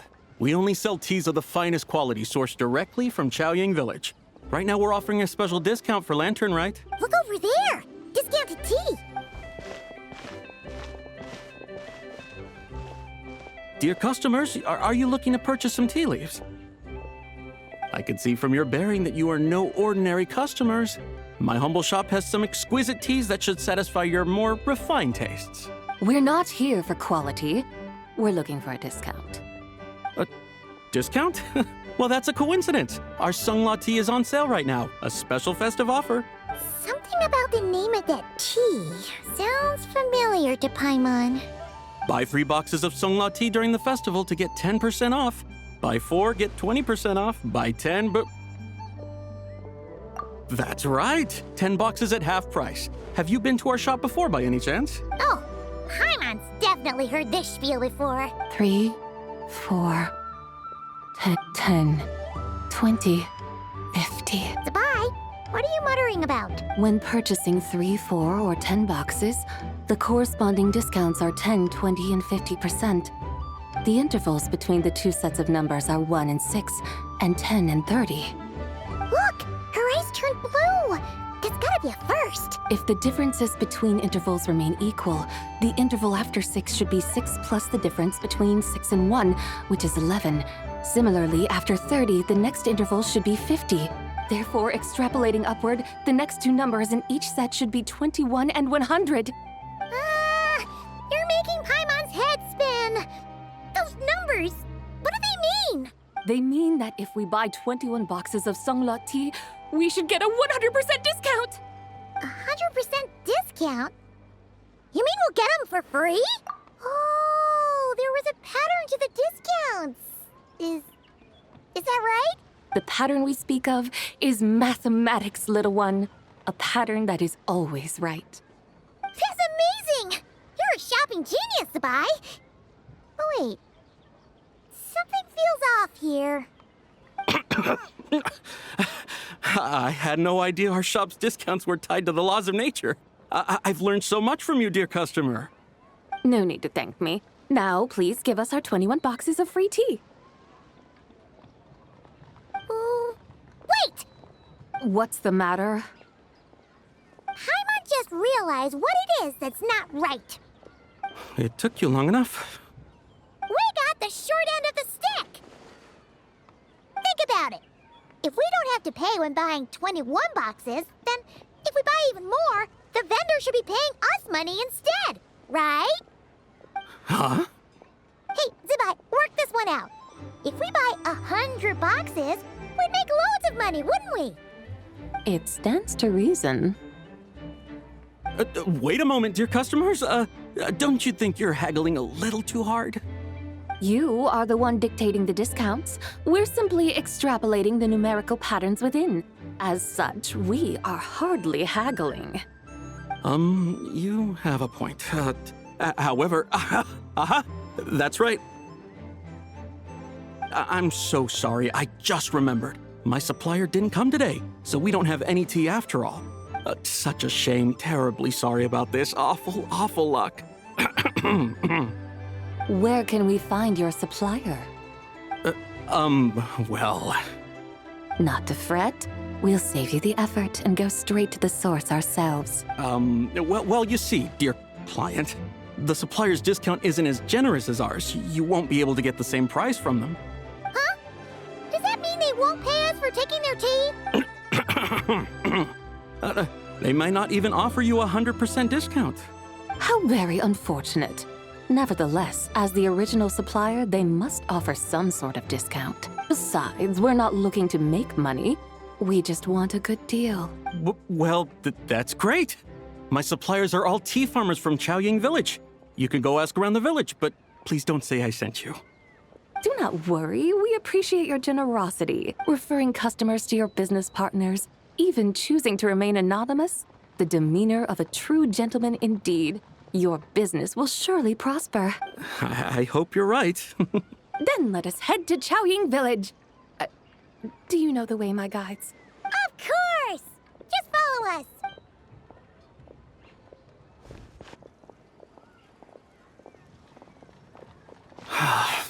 What otherworldly beings were those? Thank the heavens I managed to send them on their way. I should hurry home and pray to the White Horse Adeptus. May she bless me such that I never encounter such customers again.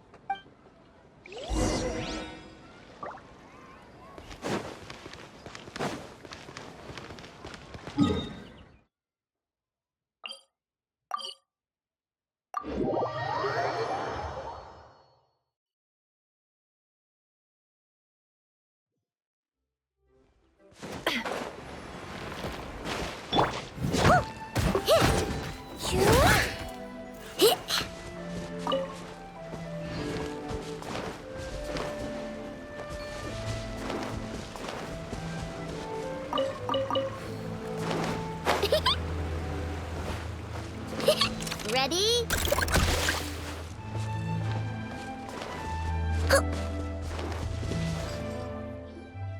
Here we are! Chaoying Village! The mountains and waters are pristine. They embody the beauty of heaven and earth. It's a good-looking place, all right. But it's hard to enjoy the scenery when Paimon can't stop thinking about all that tea-buying Mora we're missing out on. Should fate dictate, Mora will find its way to you sooner or later. Well, Morak certainly finds us often enough. He even sought us out in person this Lantern Rite. For now, let's look around and see if any tea farmers are selling their crop. We'll be able to see more clearly from up high. Let's take to the sky and enjoy the beautiful scenery while we're at it.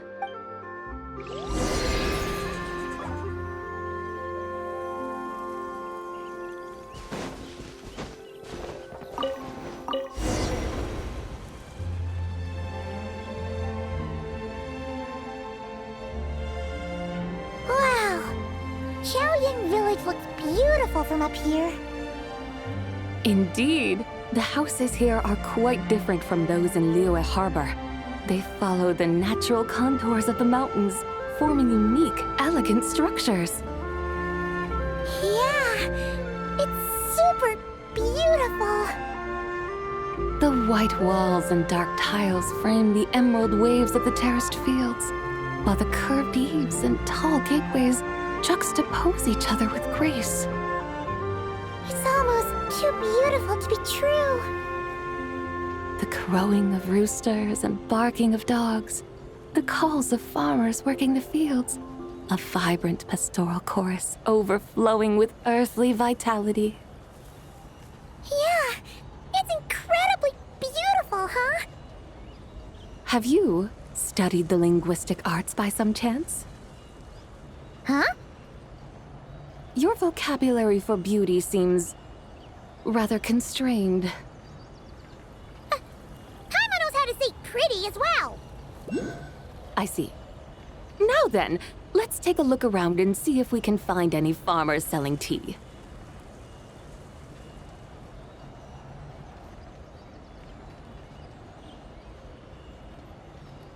Look! There's someone in that tea field! And they look kind of familiar.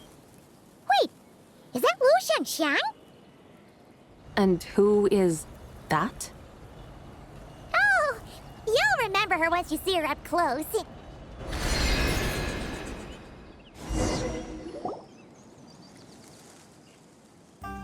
Hey there, Lu Xiangxiang! It really is you! Huh? Paimon, Traveler, and the White Horse Adeptus. Fancy seeing you here.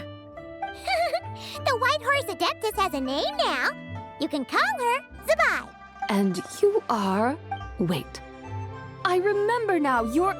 Don't say anything about food poisoning or fish. You're the young lady who wanted to rise above the rest, are you not? Yes, that's me, but I'm in a bit of a state right now. At best, I can say I've fallen below them. Fallen below them? What happened? Like I said the last time we met, I'm being punished according to family rules. My father, mother, grandfather, grandmother, other grandfather, other grandmother. Oh, that's a lot of family members. Yeah, and on the night of Lantern Rite, they held a family meeting to discuss my situation. So, they do care about you. There's no doubt they care. But they think that since I caused all that trouble in Liyue Harbor, it shows I can't be trusted on my own. They decided to ground me. Ground you? Yeah, though they're not confining me to my room. Instead, I have to personally nurture a tea seedling until it grows big enough to be sold at market. Aw, a tiny little tea baby. Do they want you to experience what it's like to be a parent? It's supposed to cultivate my character and temperament. They say this will help me calm down and reflect on my issues. What happened in Liyue Harbor really wasn't your fault. Oh well, at least this punishment doesn't sound too harsh. So, how long will it take for the little tea baby to grow? Actually, I don't know. I've never grown a tea tree before. It usually takes 2 or 3 years. 2 or 3 years? Yes, the tea in this garden requires 2 or 3 years to mature. That long? Zibai, you're not making this up, are you? How do you know so much about growing tea? When the plants thrive and grow, that is the meaning of my name. I can tell at a glance when their season of ripening will come. Do I really have to waste 2 or 3 years here? Why is this happening to me? I'd only just found my direction in life. Yes, during the night of Lantern Rite, I heard many people reciting poems from long gone in praise of the moon. In that moment, I suddenly felt a great sense of pride. I mean, I helped excavate cultural artifacts from long gone, so I contributed to the revival of these poems too, right? So I decided to stay with the archaeological team. I want to unearth even more history. I see. And are you sure that's what you want to do? If you don't achieve anything significant in the years to come, will you still enjoy it? Yes, because archaeology gives me that boom shakalaka feeling. Wait, did Xiangling teach you that? That's right. I was asking her for advice. She said that if something gives you that boom shakalaka feeling, then it has to be worth pursuing. I immediately thought about how when I'm excavating in the ruins, I always feel like there's a ghost standing beside me. And not in a spooky way. It feels like my great-great-great-great-great-grandmother patting me on the shoulder and saying, "Keep going. You're about to rediscover some grand ancestral knowledge." Right? It feels like I've made some kind of connection with my ancestors. Isn't that amazing? Since you've made up your mind, you should give it your all. And I'd love to, but I'm still grounded. Run away, summon up a little boom shakalaka, and leave the tea garden behind. Flee this village. That might be going a bit far. You don't want to lead others astray, Zibai. Yeah! Tell them about your great-great-great-great-great-grandmother. She must be the most super-duper ancestor to have ever risen above the rest, right? I'd be better off telling them about the White Horse Adeptus. After all, she's the supreme riser above the rest who saved my great-great-great-great-great-grandmother. Then it's settled. Tell your family that your decision has my blessing. Thank you, Zibai, but I don't think cosplay is going to work on them. They won't listen. They don't need to listen. You need only follow the rules they've set out for you. What do you mean? As I'm sure you know, some ancient texts refer to the White Horse Adeptus as the Daughter of Time. My family history contains such records. But what of it? If the White Horse Adeptus were to manipulate time to make your tea seedling grow overnight, then you'd be free, correct? Is that how it works? If the White Horse Adeptus were to really get involved, my grandfather would let me leave right away. But who really believes that she'd show up and help? It's not as if you have any other options. Why not try calling out for help? It won't cost you any more. Guess I might as well. I've got no better ideas anyway. White Horse Adeptus, if you can hear me, please save me from my predicament.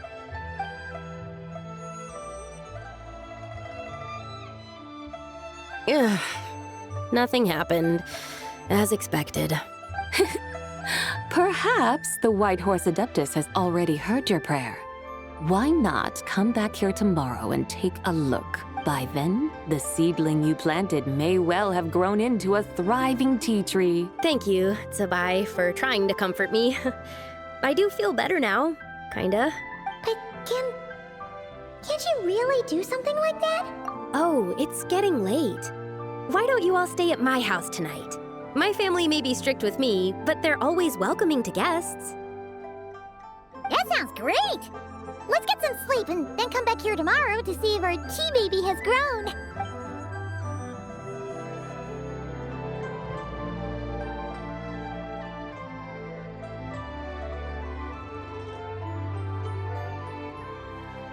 Oh, the tea tree! Whoa! Your tea baby is all grown up!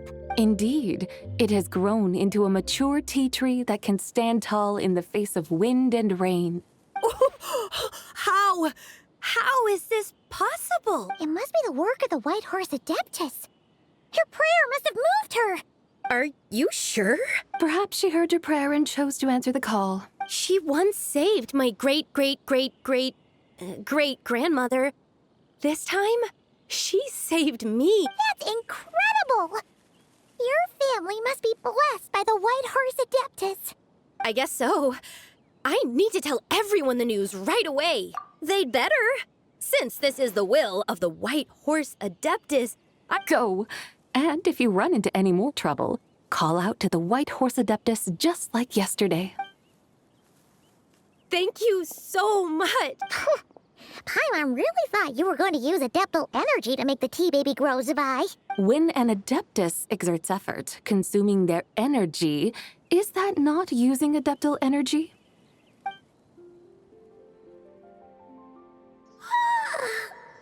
All right. What are we doing out here in the middle of the night? We're here to help Lu Xiangxiang fulfill her wish, of course. Can you really make the tea baby grow? It won't be easy, but there are ways.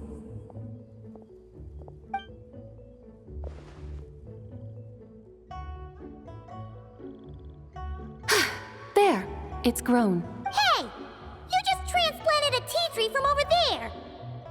So, there's a mature tea tree here now, yes?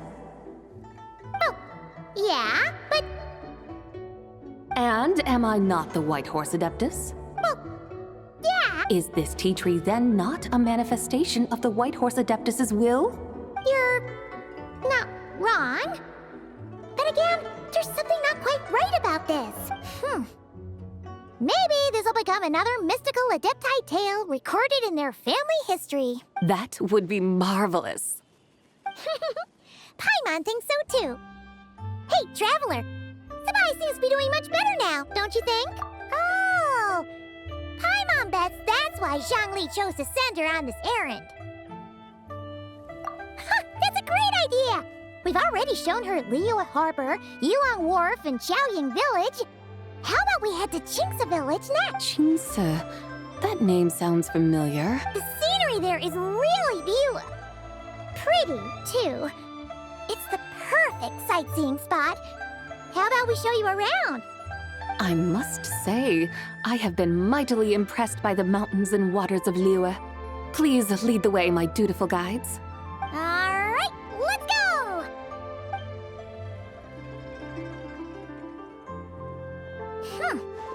Paimon can't help feeling like we've forgotten something.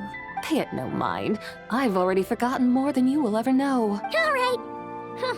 If we forgot something, it can't have been that important to begin with. Qingce Village, here we come!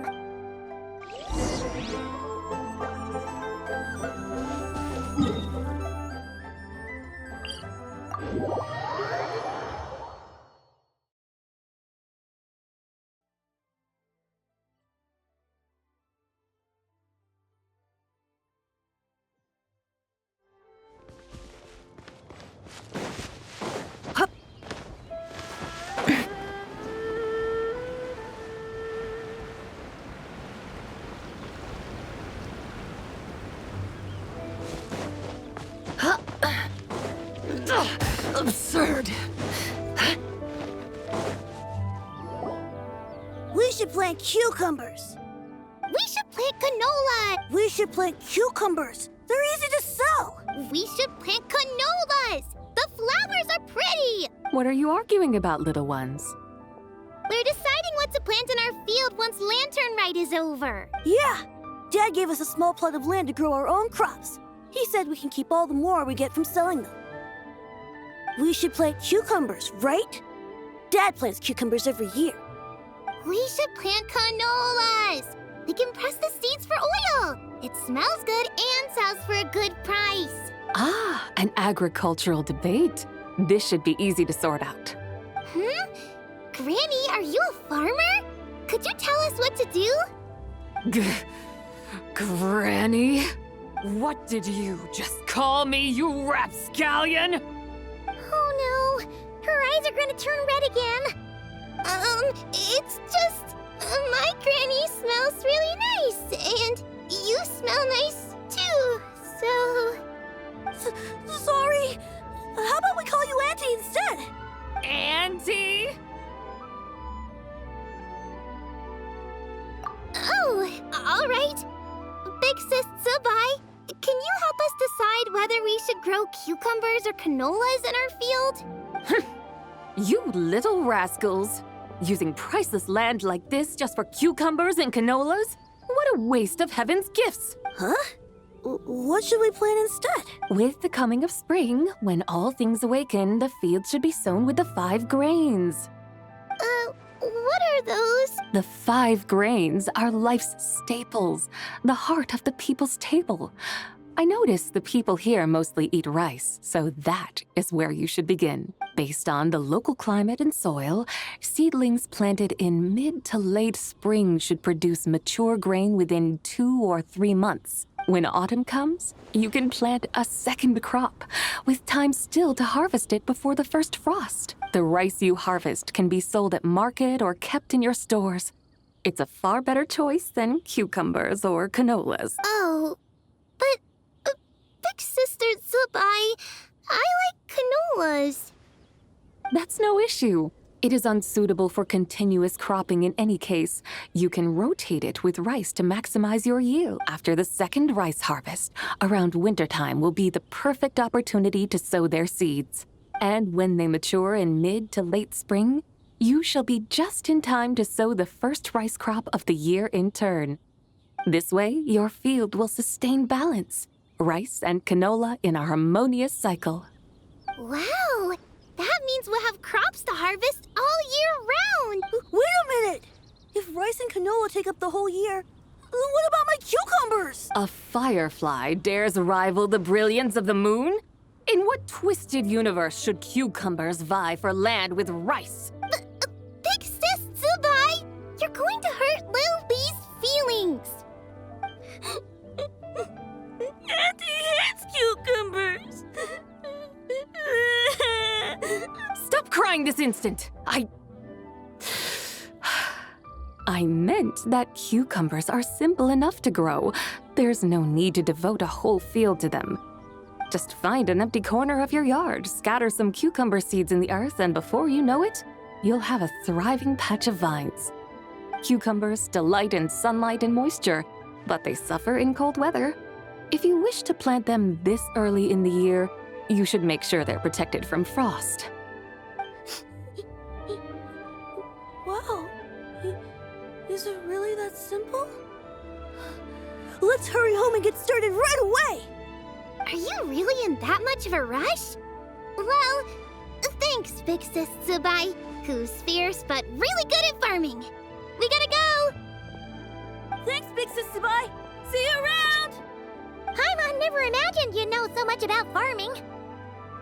What's so strange about that? The people of Langan called me the god of soil and grain. Are the fields not made of soil? Is rice not one of the 5 grains? Huh, that's true. So, if the god of soil and grain is a farming god, that means the White Horse Adeptus must be a farming adeptus, right? Of course, the god of farming is down to earth. Mind your tongue, impertinent child. How dare you diminish the lofty bearing of an adeptus? Hey! You're the one who said the god of soil and grain is all about farming. Enough! It's time for us to take to the skies once more. Join me now. Witness the majesty of mountain, water, and field, and broaden your horizon.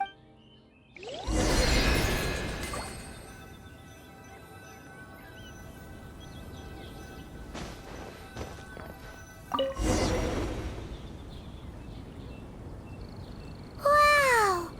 The terraces look so pretty from up here.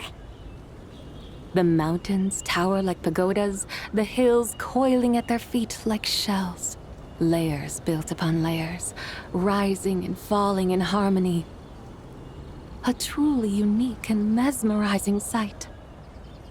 Thinking about it, you have a special connection to this place, you know.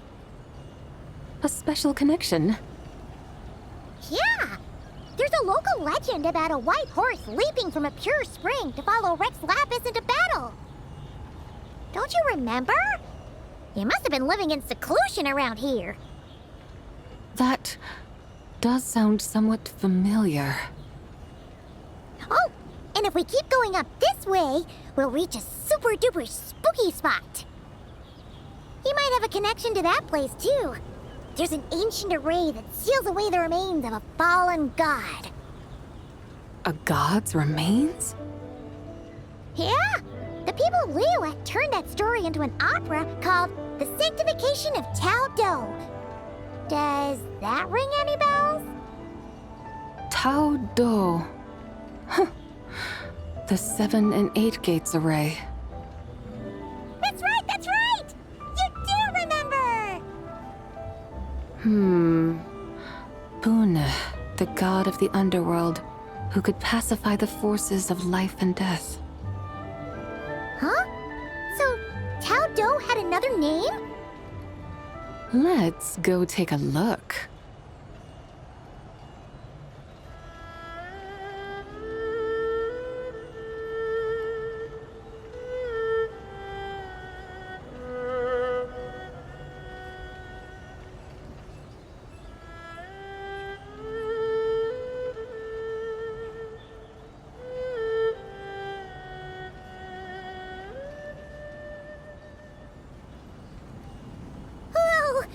We've arrived at Wulwang Hill. The atmosphere just turned spooky. I can't help but feel there's something strange about this friend you haven't seen in ages. Huh? Paimon thought she heard someone's voice. Let's head down and check it out.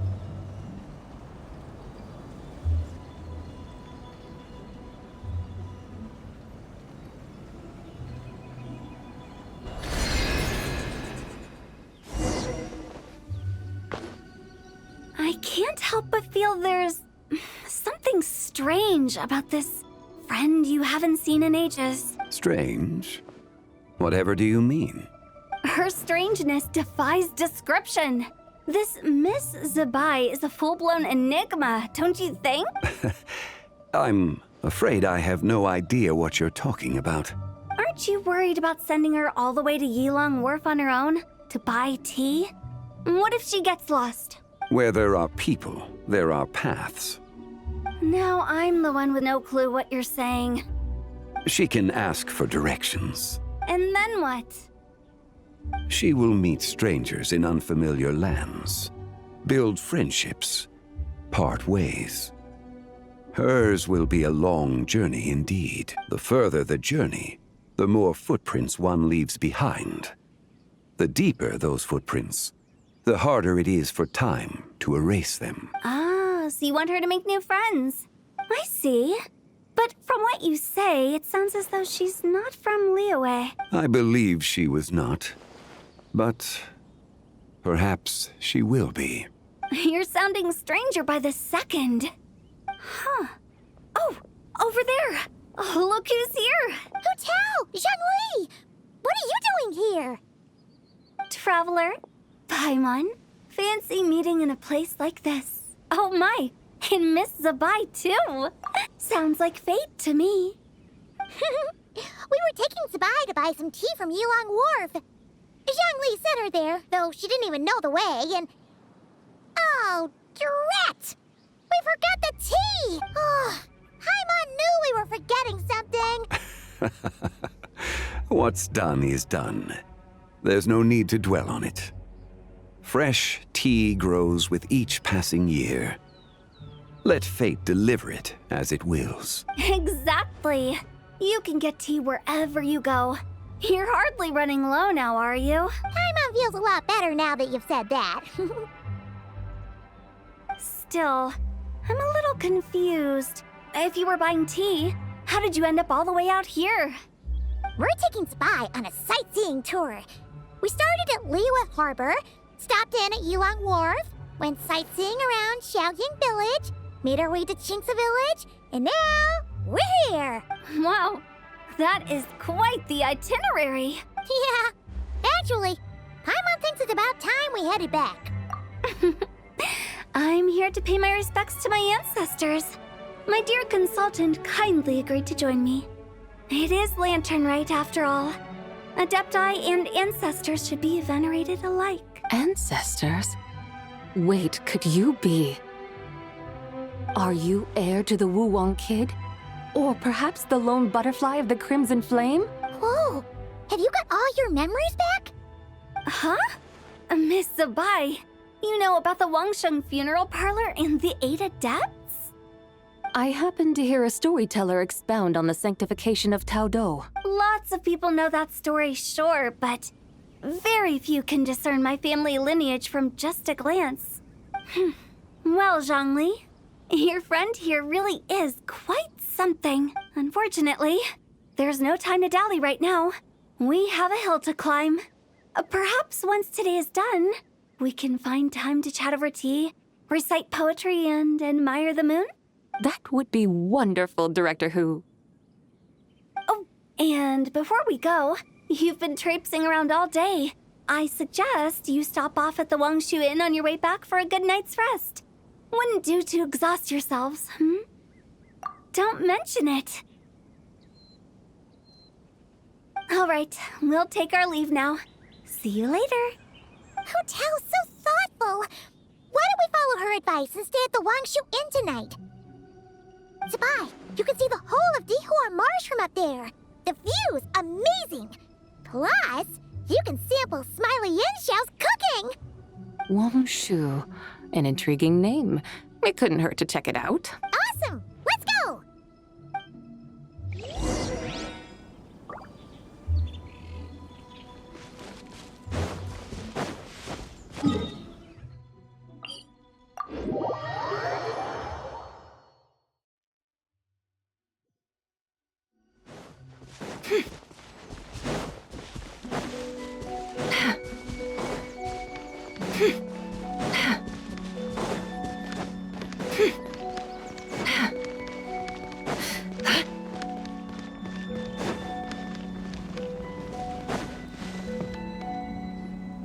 Is that tower towering structure Wangshu Inn.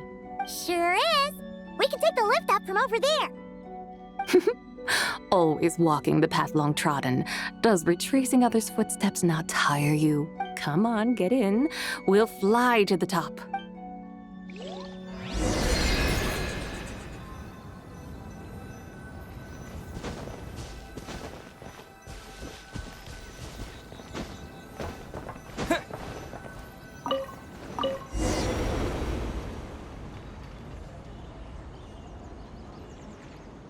Are we really going to fly up to Wangshu Inn? Isn't that a bit showy? All the guests are going to see us. Is that a bad thing? To be able to witness an Adeptus. This will surely add to the inn's appeal, not to mention the room prices. The owner will thank us. You seem to really like showing off your powers. This inn's architecture is incredible, and the surrounding countryside radiates a picturesque charm. No wonder the new proprietor of the Baiju guest house thinks he can't compete and has decided to change his own establishment's name. The new proprietor? Ah, you mean Lu Shengsheng's dad. So you know about that, too. Personally, Paimon thinks it should go with something like Rex's Rest. That's a contender's name if Paimon's ever heard one. A fitting name indeed. So you think the guest house should change its name too? Paimon kinda thought you'd say something like, "Such sacrosanct traditions must never change." Time flows ever onward. Why should the rules of yesterday be carried forward into the world of tomorrow? The people of today should determine what is to be kept. Huh. You're not as old-fashioned and stuffy as Paimon thought. The years ebb and flow, seas recede to reveal fields. In the vastness of time, I am but a wild horse in a boundless sea of dust. Even Rex Lapis, having waded through the waters of the river of time, is not quite the same as before. Zhongli? What was he like before? That is another story for another time.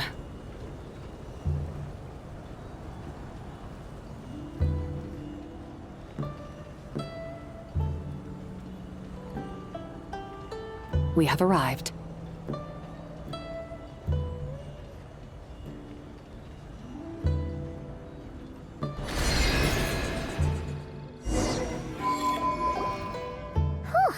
This is the first time Paimon's ever flown up to Wangshu Inn on a chariot. Everything's so different when you're up high. Wangshu. Like moon lanterns and shell lanterns. Might it all be a coincidence? What's a coincidence? Do you not know what Wangshu means? Wangshu can refer to the moon, but its original meaning is actually the goddess who rides the bright moon's chariot. And you must be the conqueror of demons. Xiao! Paimon was wondering if we'd disturbed you by flying down from the sky. Not at all. I sensed an unusual presence long before you arrived, though I didn't expect it to be you in a flying chariot. Ah, a witness at last. I was starting to think we should fly a bit lower. It would be awfully dull if no one ends up marveling at my lofty bearing. No need. This is already showy enough. I'm not one to do good from the shadows, as Rex Lapis is wont to do. Then you must be... Oh, nay, I'm only cosplaying as the White Horse Adeptus, in truth. Cosplaying? What's that? Ugh, ignore her nonsense. She's a genuine article, the one and only, completely authentic White Horse Adeptus. Xiao, did Zhongli say anything about her being a teensy bit... not quite right? Mental instability, perhaps? Did Zhongli tell you that? No, this is my own speculation. Well, you pretty much hit the nail on the head. It's like her brain's filled with a bunch of slimes right now. All gloopy and messy. There's a hot-tempered pyro slime, a math-obsessed hydro slime, and a mischievous little animal slime. But don't tell her Paimon said that, or she'll come and tell us all off. You white-haired rascal! Do you think I can't hear you? Uh-oh! We're in for it now! White Horse Adeptus. You must be weary from your journey. Why not take a rest? Oh, yes, yes, yes! You must be hungry, right, Zibai? How about we get some food? The chef here is incredible!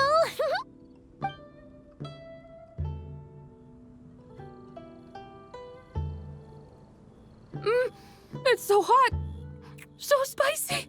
Are you okay? Do you want Paimon to get you some water? Don't worry about me. I just need to pace myself.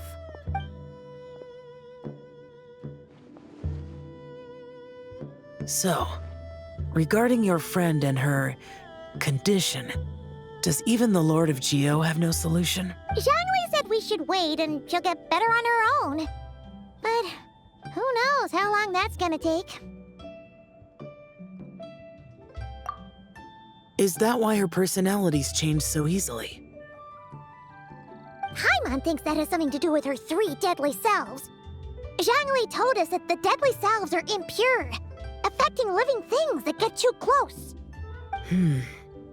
The White Horse Adeptus's remnant spirit was attached to the deadly selves for a long time. It makes sense that her temperament and memories would have been influenced by them. But Paimon still doesn't really understand what the 3 deadly selves actually are. Paimon, as you do not practice self-cultivation, I cannot help you fully understand. But you can think of them simply as emotions and desires. The act of severing the 3 deadly selves is a means of exercising wicked desires and cultivating one's true self. I believe other nations have similar practices. In Sumeru, it is known as shattering Atmagraha. Oh, so it's about emotions, desires, and attachments, that sort of thing. It includes those. I wonder, does she still remember what happened in the past? Some of it, but right now, it's like she was suddenly awakened. Like she's still half dreaming. The half that's still dreaming might remember things, but the half that's awake doesn't quite get it. Conqueror of demons, are you looking to learn about Rex Lapis's past from me? You are an old friend of his, so please, call me by my name. But Conqueror of Demons sounds so much more imposing.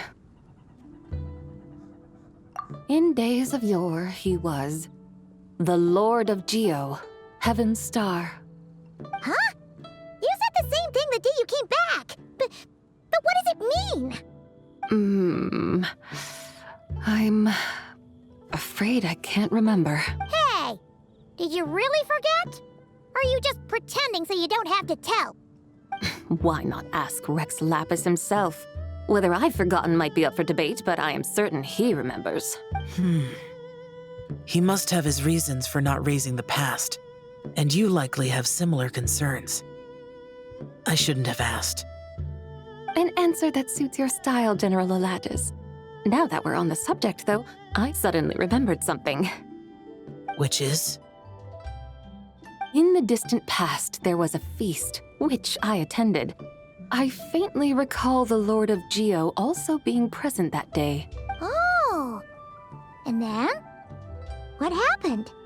Among the dishes served, there was one that could be found in every household throughout Langan at the start of spring. A dish called Flavor of Spring. I suddenly remembered the recipe for this dish. Is that it? Yes! Since it's Lantern Rite here in Liyue, why don't I make some for you to try? That sounds good.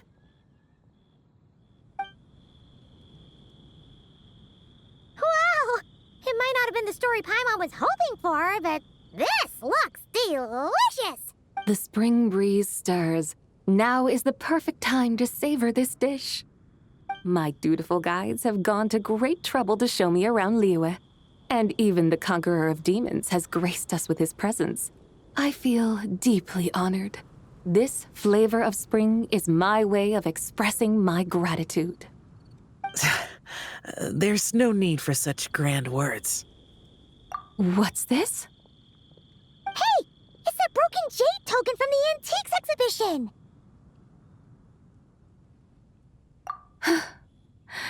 Indeed. This was once an Adeptal treasure of mine. I'm amazed it ended up in your hands. Alas, it serves little purpose now in its fractured state. Please, keep it as a memento. Oh, that's a shame. Can't we fix it? This is the way of the world. Once jade is broken, it can never be made whole. Then, what about forging a new one? That is a good point. That it has ended up in your hands must be a message from fate. I could try to craft it into a little trinket for you. One that might prove useful on your journey. Ooh, what sort of trinket? It's just a passing thought, one that will require the right opportunity. I'll think about it more when the time comes. Now that we've had our fill, we should get some rest. Tomorrow we return to Liyue Harbor, where I'll have need of your guidance once more.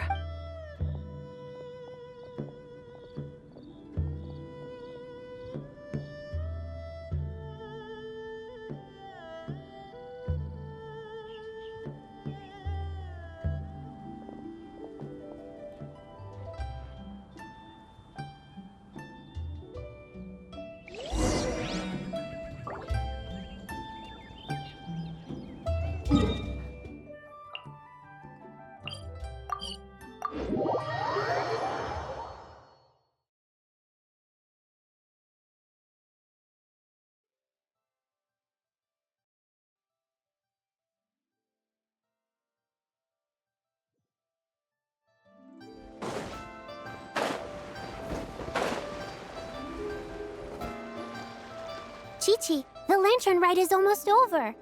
Do you remember how to make a Shao lantern? Morning, split bamboo, traveler, and get silk, make Paimon. You've got it all mixed up again. They're here again. Yow! Looking good in that new outfit, huh? Hey, it's Paimon! Dr. Baiju gave this to me as a gift. How does it suit me? Thank you. Wow! What happened for Baiju to suddenly give you a brand new outfit, Yao Yao? Dr. Baiju is thanking Yao Yao for teaching me to make Shao lanterns. Chi-Chi and I were just playing together. Dr. Baiju's too kind. Oh, yeah, take a look at this. Dr. Baiju gave me these clothes, but it was Chi-Chi who wove this little basket.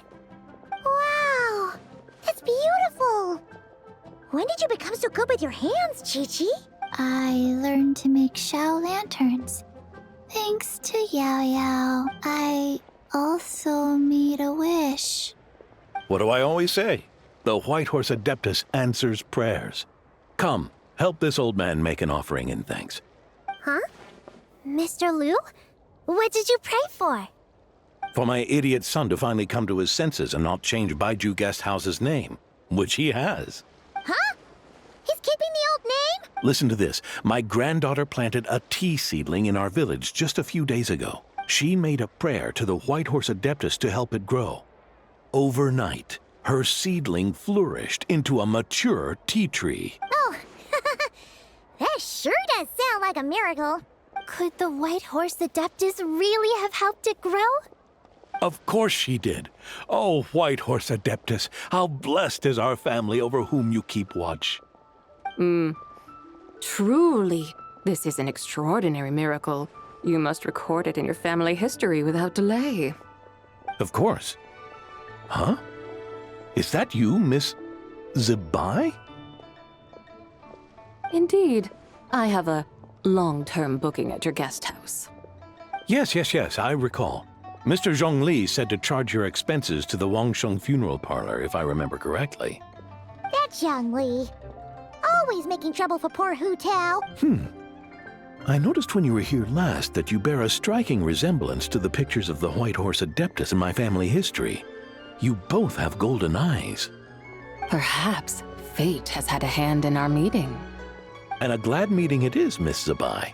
Now why don't I gift you some tea from my garden to celebrate this encounter? We grow Sunghua tea there, and it has quite the reputation throughout Yilong Wharf. I hope you will accept it. Oh! Sunghua, buy 10 boxes, get half off teas. Back on the menu. Buy 10 boxes, get half off? Don't be silly. This is a gift. It's free. Woohoo! Nice! Thank you so much, Boss Lou. There's no need to thank me. You're a visitor from out of town, which makes you an honored guest. Make yourself at home. Lantern Rite may have ended, but the streets are still bustling with activity. Make sure to take everything in, meet some new friends, and enjoy your time here. And that goes for you kids as well. Happy Lantern Rite. Got it, Mr. Lou. Happy... Lantern Rite. Yeah! Happy Lantern Rite, everyone! Happy Lantern Rite indeed.